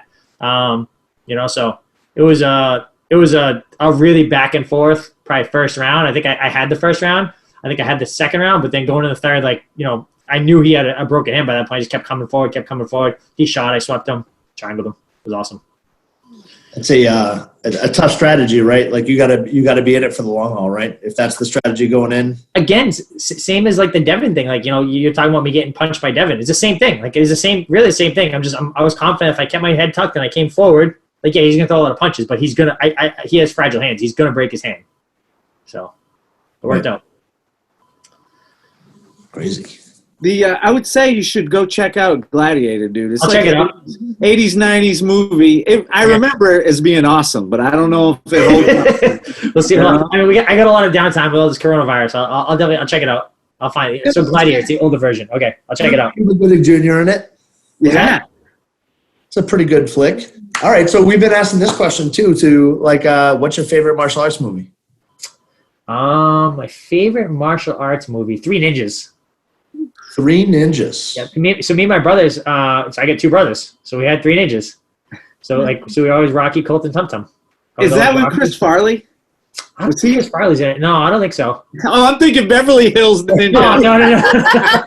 No. So Three Ninjas is basically about these three little brothers, right? And they're probably like 6, 8, and 10 or something like that, right? And like their grandfather like takes them for the summer and trains them to be ninjas and all this other stuff. And then their mother or their father was like the grandfather's kid or something like that, and like they were like a high level like martial artist or something like that, but they're like a business person now, and like they go to their grandfathers to go and do karate on like for the summer. And like, but then there would always be like some guy that had all kinds of money that was trying to do something. The Three Ninjas would have to go and take care of it and save the day. It was like, but it was awesome. It was like we used to watch it all the time, like with my brothers. It was great. What was it like working with Ricky Lundell? Like I think most people, if you're listening to the podcast, you've probably seen him come across your Instagram feed or something. They get 1% better every day guy, but yeah. Really multifaceted athlete, pretty smart guy, great wrestler, crazy athletic, right? Like very athletic, yeah, very motivated, like very like committed to doing whatever he's gonna do. Definitely one of the best guys I've ever trained with as far as like grappling ability, like because. So he started doing jiu-jitsu when he was like super young, like I don't know, like really, really young, with Pedro Sauer. And then was like a black belt at like 18. And then he wrestled at like, I think the story goes that he was like recruited by Cale Sanderson to basically be a training partner for his brother or something like his little brother or something like that. I guess Kyler maybe. So Ricky had like, he was one of the first guys that had like really, really good jiu-jitsu and then added wrestling, like really high level wrestling to it. And he just like, I don't want to say it's like OCD, but almost like a level of like OCD about having to do things perfectly and drill and all this other stuff. So like for a few fight camps, we had Ricky out, and he basically come out for like. So I met Ricky because my boxing coach is Steve Mays, right? So Jimmy Gifford was brought out to Vegas to be a boxing coach for Dana White when Dana was going to do that boxing match with Tito. So Dana was out there, and Jimmy Gifford was out there with Dana. And, started working on a whole bunch of like the Fertitas and, holding mitts and, basically like a personal boxing coach for like, most of the UFC staff. And he started working with some fighters out there too. So he started working out with Frank Mir. And I was out in Vegas for like a UFC fighter summit or something like that. And I brought like my gloves because I had a fight coming up. So Mays worked out with Jimmy, with Giff, that I could go out there and hit mitts. So I could at least get a workout in while I was out there. So I go out there. And Gift tells me like, bring your mitt, bring your training gloves because your MMA gloves because Frank Mir's coach is out here and you can do some grappling and do some MMA rounds with him. And I'm like, oh yeah, okay, no thank you. I'm not gonna go do rounds with Frank Mir's grappling coach. Like I'm figuring he's gonna be a monster, right? So then Gift picks me up downstairs and I intentionally left my gloves up in the room, right? I'm like, I'm not gonna bring it. Like, oh, I forgot them, no big deal. And he's like, oh, no. He's like, you have to go up and get him. So he sat downstairs and made me go upstairs and get, like, so I went up to him, I got the gloves. And he's like, no, you don't get it. He's little. He's way smaller than you. And at this time, Ricky was like 150 pounds, 145 pounds, something like that. And so, like, I just hit it off with Ricky right off the bat. Like, I liked his theory and strategy and things like that and, like, how he liked drilling. Like, he kind of took, like, the smart, efficient techniques of jiu-jitsu, but he drilled them with the intensity and the work ethic of a high-level wrestler, right? Which is way different. Like, most people, like, they want to do jiu-jitsu because they want to be, like, lazy and they want to do, like, minimal effort. Like, oh, use your weight, use your this, use your, you know what I mean? Like, to, use as little energy as possible, which is great, but now he's, like this workhorse of an athlete that's using, like, really efficient technique at the same time. It's just, like, it was a really, really good mix. So we brought Ricky out for a couple trips. Basically, we bring him out for whole bunch to work on, drill on, and make sure I was doing it right. He would go home, and he would, I would keep drilling it with my guys, because he would basically coach me and my guys on how it should all be done and what to watch for and common mistakes. and then home, and then I would work on it for the rest of the camp, and then he'd come on fight week, and we'd go back to we'd just keep drilling it and keep working on fight week, and worked out pretty well for a little bit. Wasn't he coaching wrestling at the high school for Titter brother? Yep. So he was coaching wrestling at Bishop Gorman for a while. So and that came from Dan and Lorenzo and GIF and all that kind of stuff, like that connection. He's very, very good at like kind of stuff. What's your favorite video game of all time? Ooh. Good question. I would have said until a little while ago, I would have said Zelda Ocarina of Time, but I think Breath of the Wild beats it on the Switch. So I would go Breath of the Wild, Ocarina of Time. There was a reason why I asked this question. Okay. Because the guy you haven't met, who showed up fashionably late, he's a big video game guy. I like it. Riddler. What's up, George? You guys sound great without me. It's all good. I can't refuse. You played Breath of the Wild? You in. Yeah, come on, Breath of the Wild. Are you crazy? Like, plus, gamers go down different paths, right? Some people are all online shit, and they're all World of Warcraft or whatever that is. Some people go down the PS4, and it's all slick, and everything's super expensive and cool, right? Some people are like sports guys, like that. If you buy a Switch, you're already like going down that awesome road of like. I'll give you a heartbreaking story. So when it came out, I bought a Switch, right? Now, of course, I knew there was going to be high demand to buy like 3 Switches, and I was going to have one, and I was basically going to sell the other 3 and just money to cover my own Switch, right? I do. All my pre-orders got canceled except for the one, so I ended up having one. I was happy that I got my one, but I ordered like one from GameStop and one from Best Buy and one from Amazon and all these different things, because I just know how that black market video game stuff goes. So that was the first horrible issue with the Switch, right? Which wasn't that horrible. But then I played a ton of Breath of the Wild, right? I played like hundreds of hours, maybe like 200 hours of it, right? Over like a while, right? I had like the Pro dock. I had everything. I played on monitor. Like I never played on the Switch. Like played on a big monitor. I love the game. It was before all the cloud backup stuff happened, right? So the only save I had was like the physical copy. Oh, so shit! I had a fight camp. I had a fight camp.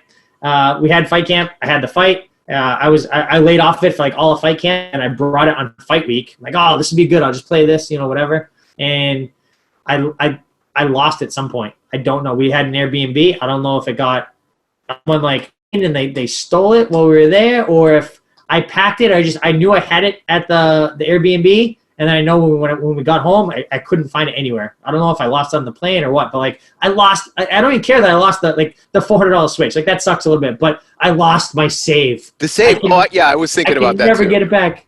It's gone forever. Are you going to do it again? I won't, not for this game, because I had everything. I'd gotten everything upgraded to the maximum level pretty much. Like I had so much.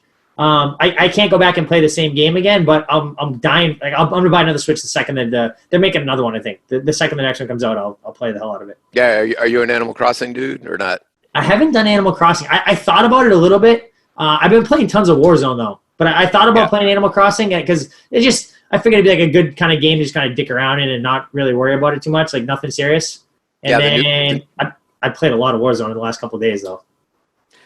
Wow, man. Let me ask you one more, and you can go back to these guys here. How old is your oldest? Do you mind if I ask? Do you have like a teenager, or do you have like younger kids? Joey's 6. So I'm 6 and 2. Great. So he's not better at you than any of your video games yet. Not yet. It's a heartbreaker, man. It's a heartbreaker. It's bad enough because when they get huge, at some point they're going to beat you at some sport you shall. Like I can't play basketball to save my ass. Yeah. But when they started beating me at fucking Mortal Kombat and then like going right through it, so and then when they got me in Tekken, which is like my game, I had to like. Hang it up. That's a tough L. No, fuck that. Hang up. It's just it's an L. It's an L. One of our Nogi black belts, Matt Waddell, he trains at our gym, and his son Jaden's like 14 or 13 or something, and he is so much better at video games than we are. Like whether it's like Fortnite or like Warzone, it's like like sometimes I'll text Matt. And I'll be like, hey Matt, is Jaden, is he around? Is he playing any Xbox? Like I don't want to play with Matt. I want to play with his son because his son is just so he carries us. Like you know, a lot of the games are like 3-player. It's like me and Matt will play and Jaden will carry us and like we'll end up winning because his kid's just a beast. Yeah, the kid gives me the sigh and he'll be like, yeah, you can play. And I'm like, you know what?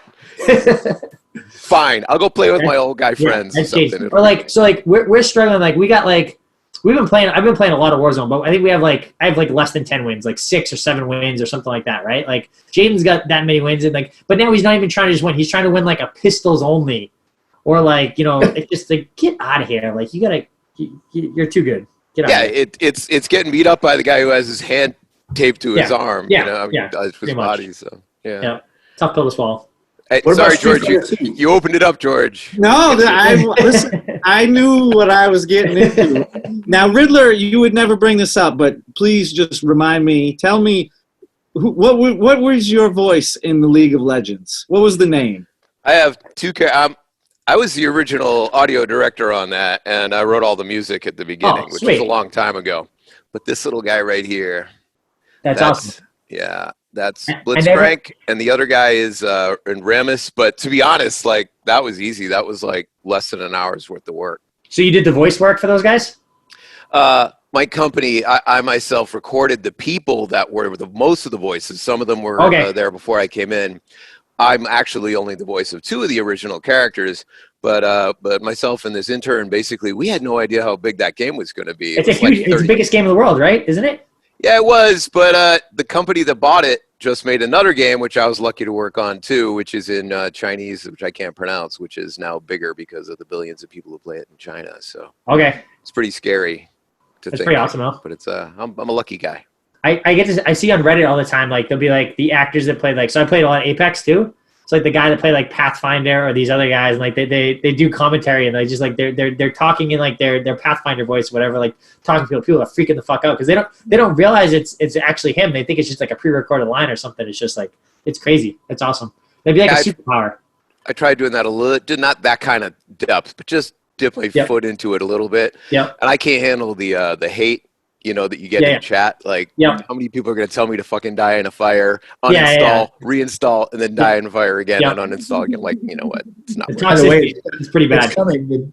The day we do the anybody can join the podcast thing, I'm ready for that. What about Street Fighter 2? No first person like one-on-one versus fighters. Joe, I don't play too many fighting games anymore. You're gonna watch your answer here because Jay plays one game well, and he's actually pretty good at Street Fighter 2. Yeah, I don't. I play I like the shooter games. So like I like Fortnite. I like Apex. I like the Call of Duty Warzone is really good. That's what we've been playing a whole bunch. But that's pretty much. I basically stick to shooters for the most part. I like Fallout 4. I played a ton of that. I played a ton of Skyrim. I played Spider-Man on PS4. I thought that game was incredible. That was my game, second really game of the year. Yeah. I got one more for this guy, if you don't mind me asking. How many do people send you videos of themselves beating the fuck out of you in UFC? Almost always of me winning. They don't troll you by just. You know. I do. No, they do a little bit. But I get way more of people like the only guy I ever win with is Joe Lauzon, or I get like also like for whatever reason I get tons of messages from like Russians, and like I have no goddamn idea what they're saying at all. I can't easily translate it. It's on like Instagram, right? So like I can't easily translate it. Sometimes like on a post you can hit the see translation, you can see what it's gonna say, but you can't see that on messages, right? So it's like. I don't know what they're saying, but I get pictures and videos and like all the time. There's so many like fan accounts of me like as like Russians, like they slightly tweak my name, like do like Louzon or something like that. Like I have no idea, but Russians love me, I think. Do you ever play the game? Have you ever played as you?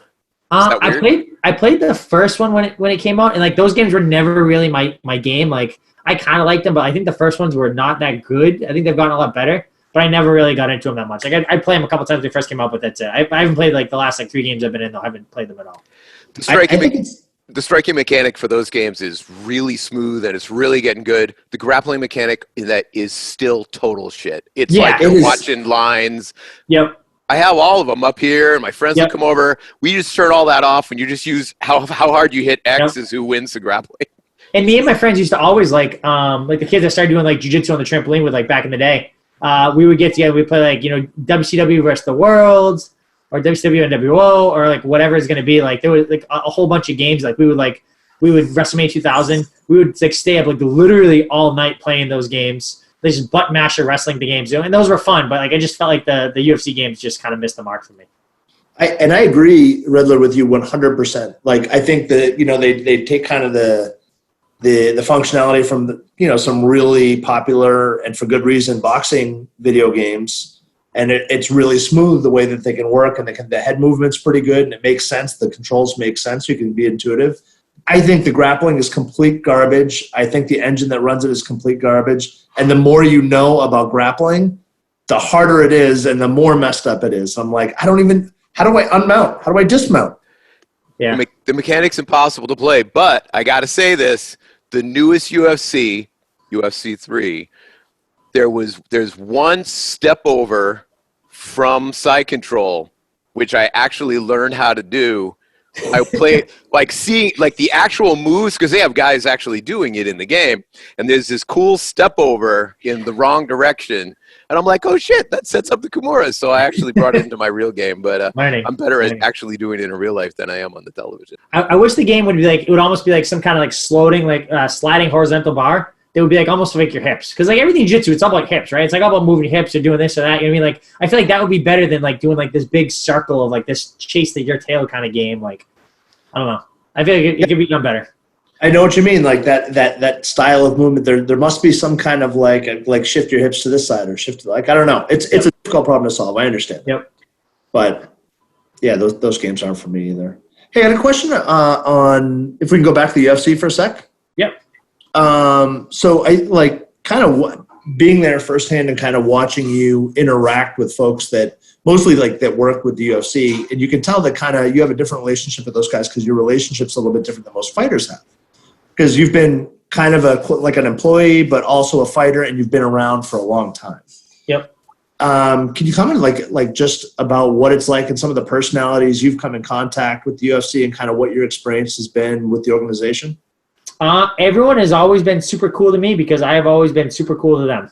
Like I'm not like a big like outwardly social person. So like I'm not like some managers and fighters are like they're trying to be like best buds and try and buy people drinks and get this and get that, and that's never been my thing. I've just always been like, professionally, however I can make their life easier, that's what I'm going to try and do. Like I try to be on time with medicals. I try to, if they say like they want us here at 11 o'clock, I'm not showing up at 11:10. I'm showing up at like 10 of 11. I'm always showing up early. We're never late. Never an asshole about anything. Like always like, even if they screwed up and they made it more difficult on us, right? That's not on me to go and give them a hard time or bust their balls over it. That's not my job. They're there to help out me. So we've just always been super cool and try to be as helpful as possible with absolutely everyone. You know what I mean? Like there's been like Donna Marcolini is like someone that like, she's awesome. She's local. She's from like Marshfield originally. And she's been with the UFC like forever. You know what I mean? And like, I can't tell you the number of times I've just seen her. I just tell she's having a hard day. You know? And I'll just like pick up a box and carry a box for her or do something like that. And like, and she just loves you for it. You know, it's like just being a nice, good person. Like I'm not doing it because like I'm trying to kiss ass. I'm trying to do this. I'm just trying to be a nice person. I think that like some of the fighters are kind of dickheads. Sometimes they look at the staff like they're just like they're peons or something like that. They just don't care. And we just always been like since the beginning. I was super cool and I was super friendly. I've known Sean Shelby, who's like the matchmaker now for most of the divisions. When I first got in the UFC, he was one of the guys that like made the promo posters. Like he designed the posters, for the UFC. Like he designed like the first cut of that. You remember that awesome highlight they had that they show at the beginning of every show, like just the in-house video. Like he's the one that designed that video. He cut that whole video and like he did all the iterations of it and everything like that. Like so, I've known a lot of the people like since they were like at a much lower like level or lower role, and just that they've lasted out and they've made their way up the ranks. So it's good, but like I have like a very different relationship with like Sean Shelby. So like Tyson, he can text Sean and I can text Sean, and it's like a completely different thing. Like I'm like, Sean, get me a goddamn fight. Like, let's go. And Ty's like, hey, Sean, how are you doing? Do you think you could maybe get, like, we flew to Vegas with the PI one time, and it was like me, Steve Mays, I think Mike Rodriguez was there. It was like Mike had a fight or someone had a fight in Vegas or something like that. I went to the PI. And so we're up there and the UFC offices are there. And like, and I asked like someone like where Sean's office is. And, so I find Sean and I find him in his office. I'm like, Sean, we're going to figure out a fight for me right now. And I made him like pull out his Excel sheet and show me who had fights lined up and who was available and everything like that. And just like pick the fight and everything else. And like ended up not working out with that matchup. But I just have a different relationship. You know what I mean? Like, and I'm not being an asshole. I can bust their balls a little bit different just because I've known him. Like, I've known Sean for 15 years now. It's easy, as opposed to Tyson, who's like, hello, Sean. Do you think you could maybe offer me a fight for Calvin or Rob? And I'm like, and then I'm like, Sean, Randy needs a fucking fight. Let's go. Get him someone here. This. You know what I mean? Like, it's just like, and of course, I don't know if I get much further with him, but it just is a different tone. I think automatically we have to go get Tyson on the next time. So you got it. He gets so nervous about stuff. I keep telling, like, so I don't think that the UFC the 249 is going to happen. I just don't. It's supposed to be in like 2 weeks now, like 18th, I think. I just don't think it's going to happen. You know what I mean? Like, and I keep telling Tyson, like, dude, you got to just have some balls and just tell them, look, Pete and Calvin, they're not going to be ready. Like, we're on lockdown. They can't really train. Like, they're doing their best. They're doing what they can. But it's like you just, like, it's not, so Calvin's fighting Jeremy Stevens, right? Jeremy Stevens is in California. They're on the complete lockdown. So, like, they can't go anywhere. Like, I don't know, like, maybe Jeremy's, like, he's, making to the gym or he's doing something else or he's got, like, buddies he lives with and they're doing grappling in the backyard or kickboxing. I don't know what's going on. And Calvin's training, but it's like neither one of these guys are going to have their best possible camp when under these circumstances. Like, they can both be okay and they can both, have a fight, but what if Calvin has a great camp and Jeremy doesn't, right? And then Jeremy pulls out last minute. It's just like there's so many things. Like, you got to just just call them and let them know that these guys can't. The camp is not going to be possible. And I think that no one really wants to be the first guy to pull out. But I know that every single person's feeling the same way. And the UFC is trying really hard, and I can understand like a little bit before about like trying so hard when they were trying to make Khabib and Tony happen. But now that if that fight's not going to happen, the whole entire thing is going to look lackluster regardless. So it's like just pull everyone, just do the thing. So I don't know. We'll see what happens. I think there's we were talking to Anik about the same thing, and his comment was they have to figure out a location. Yeah. I mean, like, and if you haven't done that within 2 weeks out of the event, there's no way it's happening. They have to. So here's the thing they have to do. All the international, there's almost never a card that's purely domestic, right? Maybe they have a fight and they were talking about maybe doing it in Florida, right? Florida was like a possible thing because they had not yet declared like a state of emergency and it wasn't like a lockdown. And I think it was the only state that was left that could maybe happen. And Florida's crazy, right? You all the Florida man stories and everything else. Like, so who knows? But so like Florida was a possibility until like yesterday, I think they declared a state of emergency or something, and they shut down everything now. So it's not possible in Florida. It's not possible in Vegas. It's not like it can't really work domestically. So now it's like, okay, now you're talking. You got to work on visas. You get everything approved. You got to work on international flights. There's so much that has to happen now. It's like how does in 2 weeks? In 2 weeks. It's like and all these guys need to get fights, and they got to pay for their corners and everything else. Like so, like Calvin doesn't know where he's fighting. They don't know where the fight's going to be. So the UFC will pay for the fighter in one corner, right? So is the UFC going to pay for all the corners when they do this last minute now? Because now you're making them pay for flights, which I'm sure are dirt cheap anyways. But you're making them pay for flights like when? And then do you bring them in on Tuesday like you normally do for a Saturday fight? Or do you bring them in like Thursday and have them weigh in Friday and then fight Saturday and then get them out of there on Sunday? It's like there's so much weird stuff to this entire thing, and like they're trying really hard, but I just don't know. I just don't see it happening. It's like you said though. Once Khabib and Ferguson went down the tubes, you might as well just squash the whole thing. Yeah, I understand just because it's the fifth time they've been trying to make the fight. Like you want to try to make it happen. You don't want to have to scrap that. But like at this point, it's like you've already lost that. There's always going to be this thing hanging above it.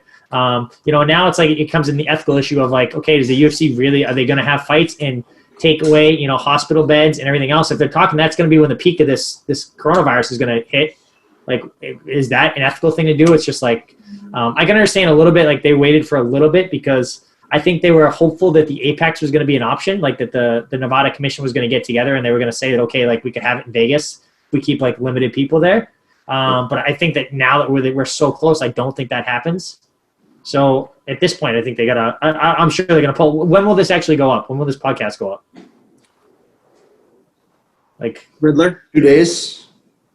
Couple days. Yeah, a couple days. Yeah. So I mean, so it could be the show could be over and pulled before this even goes up. Like you don't know. It's like it's changing by the day. I'm sure the UFC is going crazy because I'm sure whatever they're doing, I'm sure that, like they do tons of work on Monday and something changes on Tuesday and it's all wasted.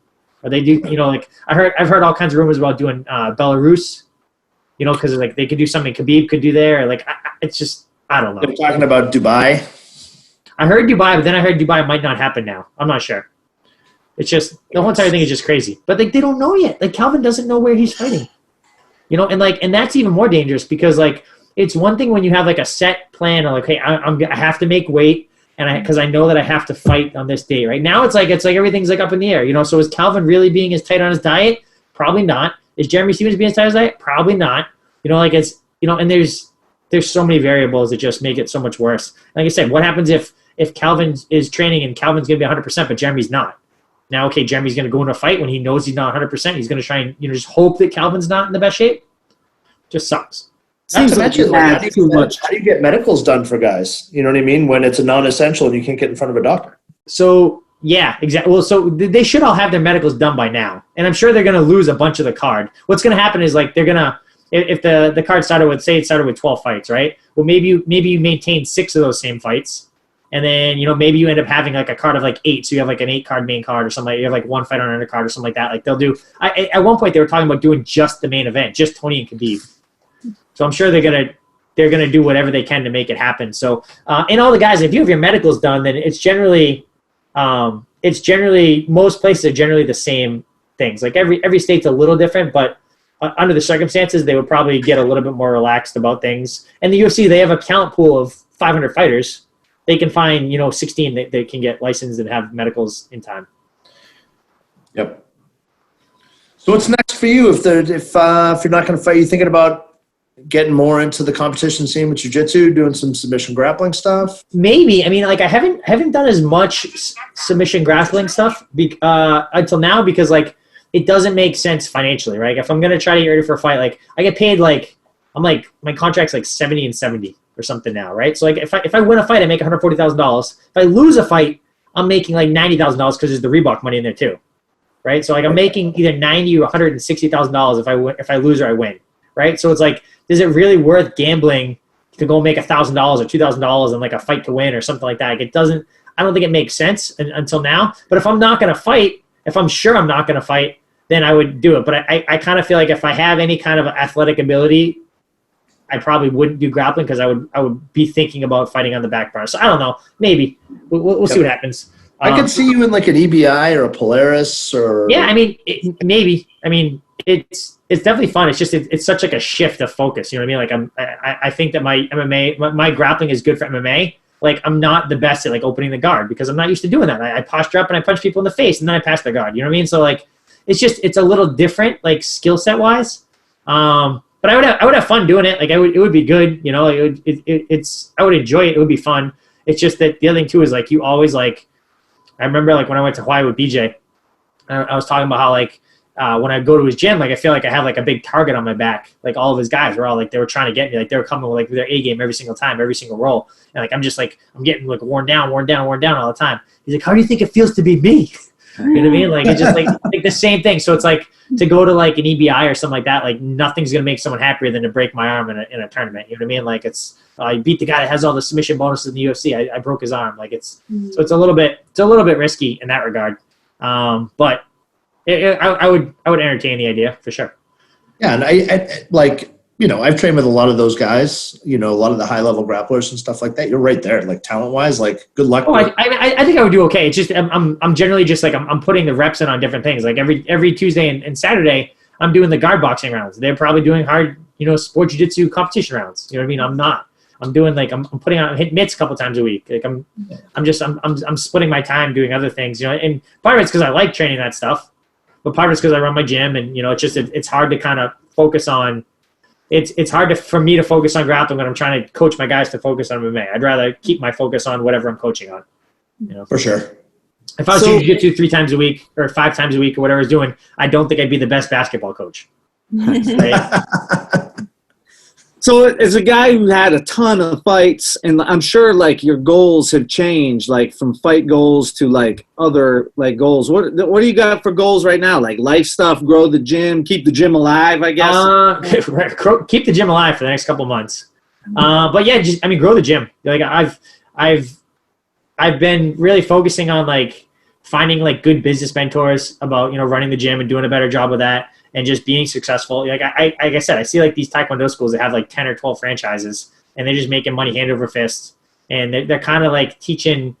I'm not gonna say it's crap, because it's like a lot of it's like it's strong kids businesses, right? And like the biggest thing for the kids is just like being like respectful and listening and doing that kind of stuff. So like that's where the Taekwondo schools crush it, and the Jiu-Jitsu schools suck at it, right? It's like, you know, getting, you know, that part of the thing. And like most parents, they don't care about how the kid does a clock choke. They don't care, oh, he's got the best clock choke. Like, no, they care about the kid's not a dickhead to his teachers and the, you know, babysitters and things like that. Like it's a much bigger deal to them.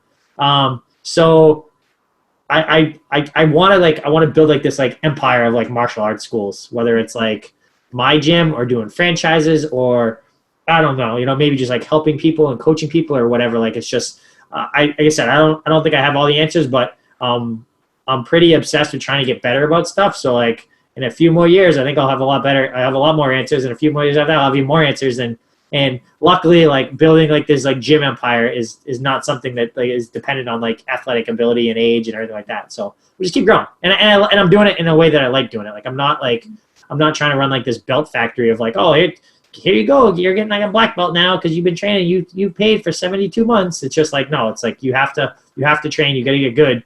But I think that there's definitely a way to do both.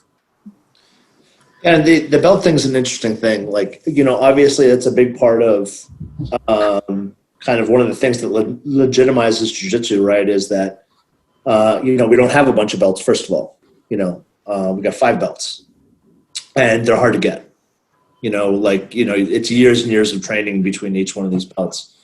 But stripes and belts are also things that keep people on the mat. For a lot of people, it's a motivating factor, and we all came up in a universe in which we know better, and nobody really cares. Like, you know, oh, you got a black belt now. Like, I guess that makes you unsubmittable, right, when you're on the mat. Yeah. First of all, I don't even put the gi on, so the belt doesn't matter. And second of all, you know, the rank is never going to protect you. You know what I mean? So what are your thoughts on kind of the evolution of jiu-jitsu now? Because I see a lot of belts being given out, a lot of stripes, a lot of like, you know, where it was so much harder when we were coming up to get those things. Like, I remember when a purple belt was like a big deal. So yeah, I remember the exact same things. I remember like when I first started training, like I remember Matt Santos had been training like 10 years. And I'm like, oh my God, he's been training 10 years. I didn't know anyone that had been training that long. And like now it's like there's tons of guys who've been training 15, 20 years, like just like they're all over the place. I think that like, I know from like running my kids program, so like the way we do it is we do a stripe test every single month. Right, so we do like it's a stripe class. It's like 2 classes, right? It's just like we do almost the same format of the class, but they test on the technique. So like we have like you figure 2 classes a week, and 4 weeks you have an 8 class cycle, right? So the first 5 are doing something new, some kind of small basic thing, right? This is my tiny ninjas, which are my 3 to 5 year olds, right? So, but it's the same idea. So, but they learn some kind of like very very basic movement, right? The 6th class is a review class. The 7th class they test on to see what they can do, and then if they don't pass in the 7th class, they get almost like a redo class in the 8th to fix their errors from 7, and you go to 8 and you do that, and then almost like not every kid, but like most of the kids are going to get a stripe, right? But we do 12 stripes per belt, right? So we do 4 in white, 4 in black, and then 4 in whatever the next color is, right? Like, which I think is like an IBJJF thing, right? But it's like it's awesome for the kids, right? It's awesome for the kids because the kids are getting like basically getting 1 belt a year. But they're getting a lot of stripes. They get the recognition of like, oh, good job, like you worked hard. Otherwise, like what kid is going to stick with something for 2 years before they get a belt, right? It's not going to happen. So it's like it's really really good for the business perspective, and I think that it's really good for the kids because this is going to get kids that are going to be invested in training for a long time. And you know, when we first started coming up, right, there were so few schools, right? There was no YouTube, there was no like kids like someone that's been training 2 years under us are way better than we were at 2 years. Like it's not even close. You know what I mean? Like, so it's like training methodologies have gotten better. I think like the retention thing, like the stripe testing, like it's because that's what the Taekwondo schools do. These super successful Taekwondo schools that is showing kids absolute crap as far as like defending themselves. They have it on lock as far as like how to retain students and how to build students for lifelong, for a really long time, and keep parents happy and keep the kids motivated and stuff like that. And that's something more jiu-jitsu gyms have to do. So I think it's like, so I don't mind like seeing, little, especially in particular, like kids getting stripes and things all the time. And then like, as far as like adults go, like there are tons of people that, like, okay, it's like someone like, let's say you had someone that was terrible, right? They're terrible, but they put in their time.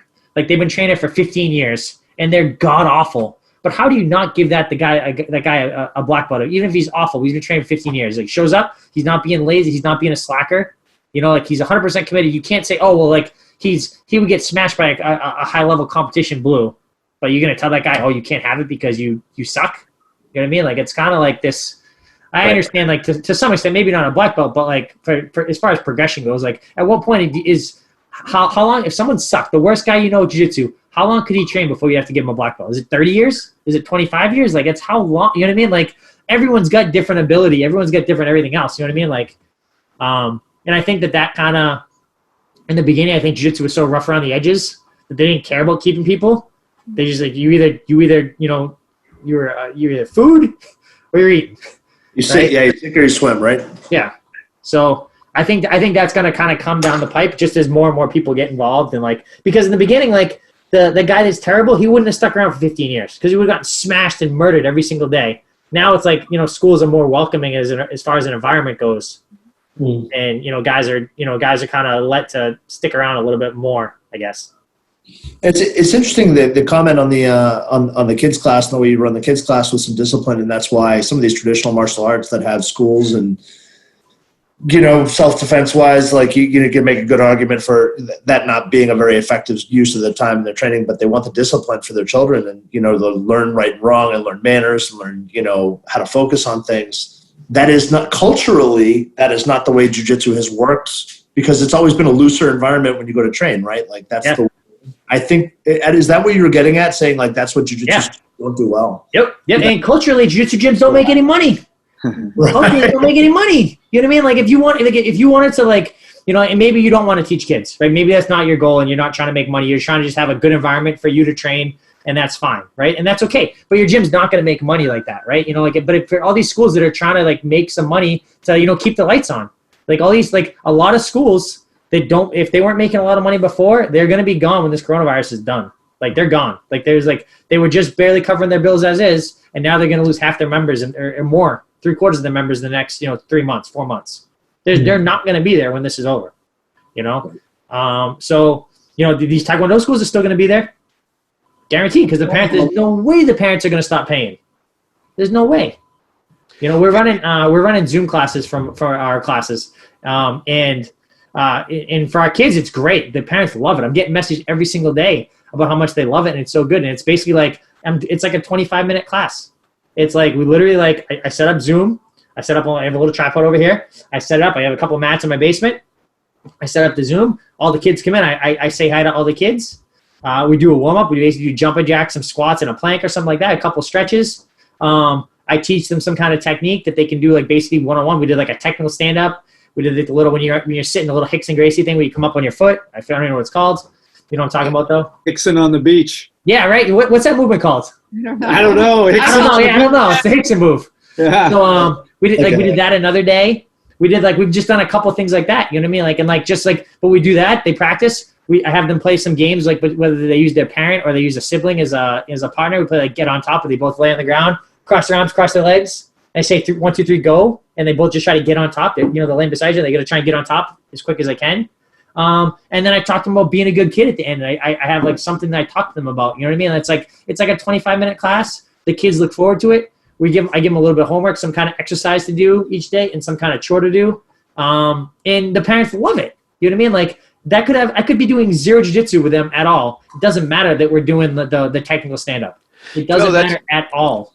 That's the thing, man. It's like, I think the thing that the successful Taekwondo schools do, I mean, some of them are just sort of, McDojo-y, but are that they're providing a mentor to the kid. Yep. And to be honest, you know, like you could do this. Some people get it through their music. I'm a music guy, right? So some people get through the music teacher. Some get through the basketball coach. Some kids need to be yelled at, you know, and swore at like a football coach. But it sounds like what you're doing is you're providing this mentorship. Yes. And that's maybe not what everybody signed up for in jiu-jitsu in the first place, I guess is what I'm getting at, you know, and it's awesome. It's not, but like how many kids, I mean, how many people do you know that as adults, they got injured and they had to stop training, right? It happens to all of us. Like at some point, you know, like basically like the ones that are too stupid to quit are the ones that stick around and get good, right? That's all of us. You know, like we train, we get hurt, you know, like, oh, I'm going to take a little time off and we go back and do it again. You know what I mean? Like that's like, everyone that does jiu-jitsu, like we're too stupid to quit. That's our thing. That's kind of a good if you're into mentoring, that's a good quality in a mentor, right? Which is don't fucking give up. Having grit is super valuable and super good. You know, like I think that like anytime you're under stress, you just learn to deal with stress better. You know what I mean? Like we got a couple firefighters at our gym, and they try to recruit all their firefighter friends because they talk about how it's the best thing. Like when you're getting choked or you're freaking out, you have to think. You got to use your brain, work your way out of the situation. It's the same thing when they go on calls and fires, right? They don't go on a lot of calls for fires. A lot of it's medical stuff. But when they do go on a call for fires, he's like, the guys that train always do a better job because they're under stress all the time doing jiu-jitsu, and then they make good logical decisions during, you know, in the fire. And it's just good, you know. So but for parents with kids, if a little kid is having a bad time every single day and he's crying because it's so hard, that kid is not going to, the parent's not going to keep paying for their kid to keep crying to them every single time. You know, but now we do a stripe. They do a good job. They know when it's stripe test. Like you've never seen kids act better when it's stripe week, right? They're all like, they're all being like, not maniacs, but they're way more wild on the first 3 weeks than they are on the 4th week. It's cool that you give them an achievable goal that they can see within their time frame, because kids don't think 8 weeks. Yeah, you know, kids are going to be really tight like that. 4 weeks is long. Smart idea. Even 4 weeks is long. But they know it's coming. You know, It's like birthday's coming. You know, Yep. So it's just good, and we're doing 12 stripes on the belt, right? So you do 4, and then you replace the white with a black, replace the black with something else. So they get 12 stripes. It takes them a long time to get a belt, but. So what we do is we do the white belt just has 4 stripes, and they get a gray with a white stripe on it, and then they all go to 12 stripes. So just kind of like they get that taste, like it's like hooking someone on crack. You give just that taste of the new belt. They're all excited about it, and then you just prolong it a little bit. Jay, I think you'll agree that's the quote right there for the thing, right? Oh, that's perfect. What he does is he 3 to 5 year olds on crack. That's pretty much. Right? Hook them while they're young. It's funny because I was thinking today, like. I was like, man, this is like why we've trained all these martial arts, right? To deal with situations like when the world has gone insane. Yeah. Like we're supposed to be able to deal with these weird situations. Yep. And I've had so many messages from people. I've had one nasty email from someone that was just like completely not warranted whatsoever. He's like, so we put out a video to everyone. Like, hey, look, you know, we've had a lot of messages from people. Like most of my members, like I've had an overwhelming number of members saying, look, we know you're not running classes. We want you to charge us anyways. We want the gym to be there. I'm still getting paid. Like if something changed and I wasn't getting paid, you know, I would let you know. But I'm still getting paid, so I want to continue to support the gym. And I've been super thankful for that. And then we've had a couple people that are like, hey, like I really want to support the gym, but I lost my job, or I do this, or I've been laid off. I can't afford the gym right now. I promise I'll be back when I get back to work. I'm like, okay, that's no problem either. And then we had someone that messaged me today that was like, their kid's been training with us for like 10 months or 11 months or something. And this guy trained with us for a couple months too, but he didn't stick it out. And but he's like, hey, like you charge my card again? Like all like super, you know, annoyed, right? And like I went back, I'm like, he's like, you didn't respond to my first message, and I checked all of our things. We use Vonage, so I know I can look at all the call logs. I can look at all the emails. I can look at Facebook. I'm like, I looked everywhere. I'm like, I don't see any record of this guy contacting us at all. And then he got charged on like March 15th. And then I'm like, when did you call? He's like, I called on the 12th. I'm like, okay, well, I checked back to February 12th and you did not call. He's like, you know, and you got billed on the 15th. So, you know, I don't, you know, there's no email. He's like, well, I delete all my emails. Every couple of days I delete all my emails. I'm like, sure you do. Like, I'm sure you do. So then you sound just like that kind of guy who's like really email managing. Yeah, right. Yeah. And then he's like, and I'm like, but hey, but no problem. Like I stopped your payments. You won't have any more payments come out. You're fine. His last payment came out on the 15th, which was the day we canceled the classes. So his payment came out at like 2 a.m. and then we had to freeze classes for a couple weeks. And I'm like, I'm giving the kids, like I'm giving all the, we're starting a gi program. So we're switching all of our no-gi kids to gi. And it works out. It was supposed to start like this coming week. And but I'm just going to give all the kids a gi instead of selling them a gi. I'm going to give everyone a gi because, we had the shutdown. It was supposed to be just 2 weeks. And I'm like, this is what I'm doing. Like, I'll do more for you guys. I just don't know how long it's going to be. So I don't know what I'm going to do, and you guys stick with us. I'm going to, take care of it. I'm going to make it up to you guys. And so, but he called me like after his last payment, and now he's acting like I charged him again. And I didn't. I'm like, I don't know what you want. Like, I just said I canceled your payment like you asked me to do. And now he's like, well, I expect a refund too. I'm like, dude, like if you want a refund, I have no problem. I'll give you the refund. I'm like, but here's the timeline of like what happened. I'm like, we've not billed you since you told us, he called one time on February 18th and didn't leave a voicemail. He didn't respond. He didn't leave anything for us to respond to. We had one missed call on the 18th, and he's trying to act like he left us like this in-depth detailed report. Like, dude, like if you want a refund, I'll refund your money because I don't want you to feel like you got anything less but great treatment, but you're wrong. Yeah. It's certainly an interesting, the position that we're in as gym owners is that the buck stops with us because you've got a lot of momentum of students and families and kids that are saying, like, are you going to charge me? Are you not going to charge me? They want to try to support the program, but some people have lost their jobs and stuff like that. But the people we pay rent to, they're not like, oh, don't worry about next month. You got to, we have to, the buck literally the whatever it is, both currents flow to us. Yep. You know what I mean? And so we got to figure out how to keep the doors open so there's an academy to come back to. But we want to provide value to the people that are paying, or just not. If you're not going to provide any value, then just don't charge them. And figure, you use the government processes, whatever. But there are tensions out there, right? And it causes people to behave sometimes maybe not quite as well as they should. And not everyone has trouble right now. Everyone is, struggling one way or another with things that are going on, some more than others. But I got a friend. I have to take into account that, we're all trying to do the best that we possibly can. And maybe if he widened his gaze a little bit, maybe he would see that. I have a friend who said to me that, because I have a tendency to do what you guys are doing, like try to just accommodate, to try to do the right thing, right? And he says, if you're a giver, you got to have limits because takers don't have limits. And that really stuck in my head. Like I'm going to give, but at some point I'm like, all right, that's the line. Sorry, bro. Yep. So we do, at our gym, we do memberships. It's like 2 classes a week, 3 classes a week, or unlimited. That's just how we do our classes, right? So I told everyone that anyone that sticks this through, and at the time it was only going to be 2 weeks shutdown, 2 or 3 weeks shutdown. I tell anyone that is on our thing, if our guys that do unlimited are people I see 5 times a week. So I didn't feel like I had to worry about them. They're getting their money's worth. They're showing up all the time. I'm not worried about them. If it's not a long time, I'm not worried about them. I was more worried about the people that have just started that are on 2 times a week or things like that. Those are the people I think were the least likely to cancel on us. And I just told them, hey, look, I know a lot of you guys, sometimes you only have the 2 time a week membership because that's all you can afford. Everyone across the board, I'm going to move everyone to an unlimited membership when this is all done to kind of make it up a little bit. I understand it's this, you get to support us a little bit. I understand it's probably not worth it to you in the end by doing this, but it's going to help you out a little bit. It's going to help us out by keeping it going. And if you can't afford it, then I understand we can cancel you out. It's no big deal. But if you guys that do stick it around, I'm going to bump you all to unlimited. And that seemed to keep most people happy. And I had some people that messaged me saying oh, I want to keep paying regardless, but how are you going to come and act question integrity and all this other stuff? And dude, it's you didn't you're harassing me about something. You didn't even leave a call and didn't voicemail and anything else. It's crazy.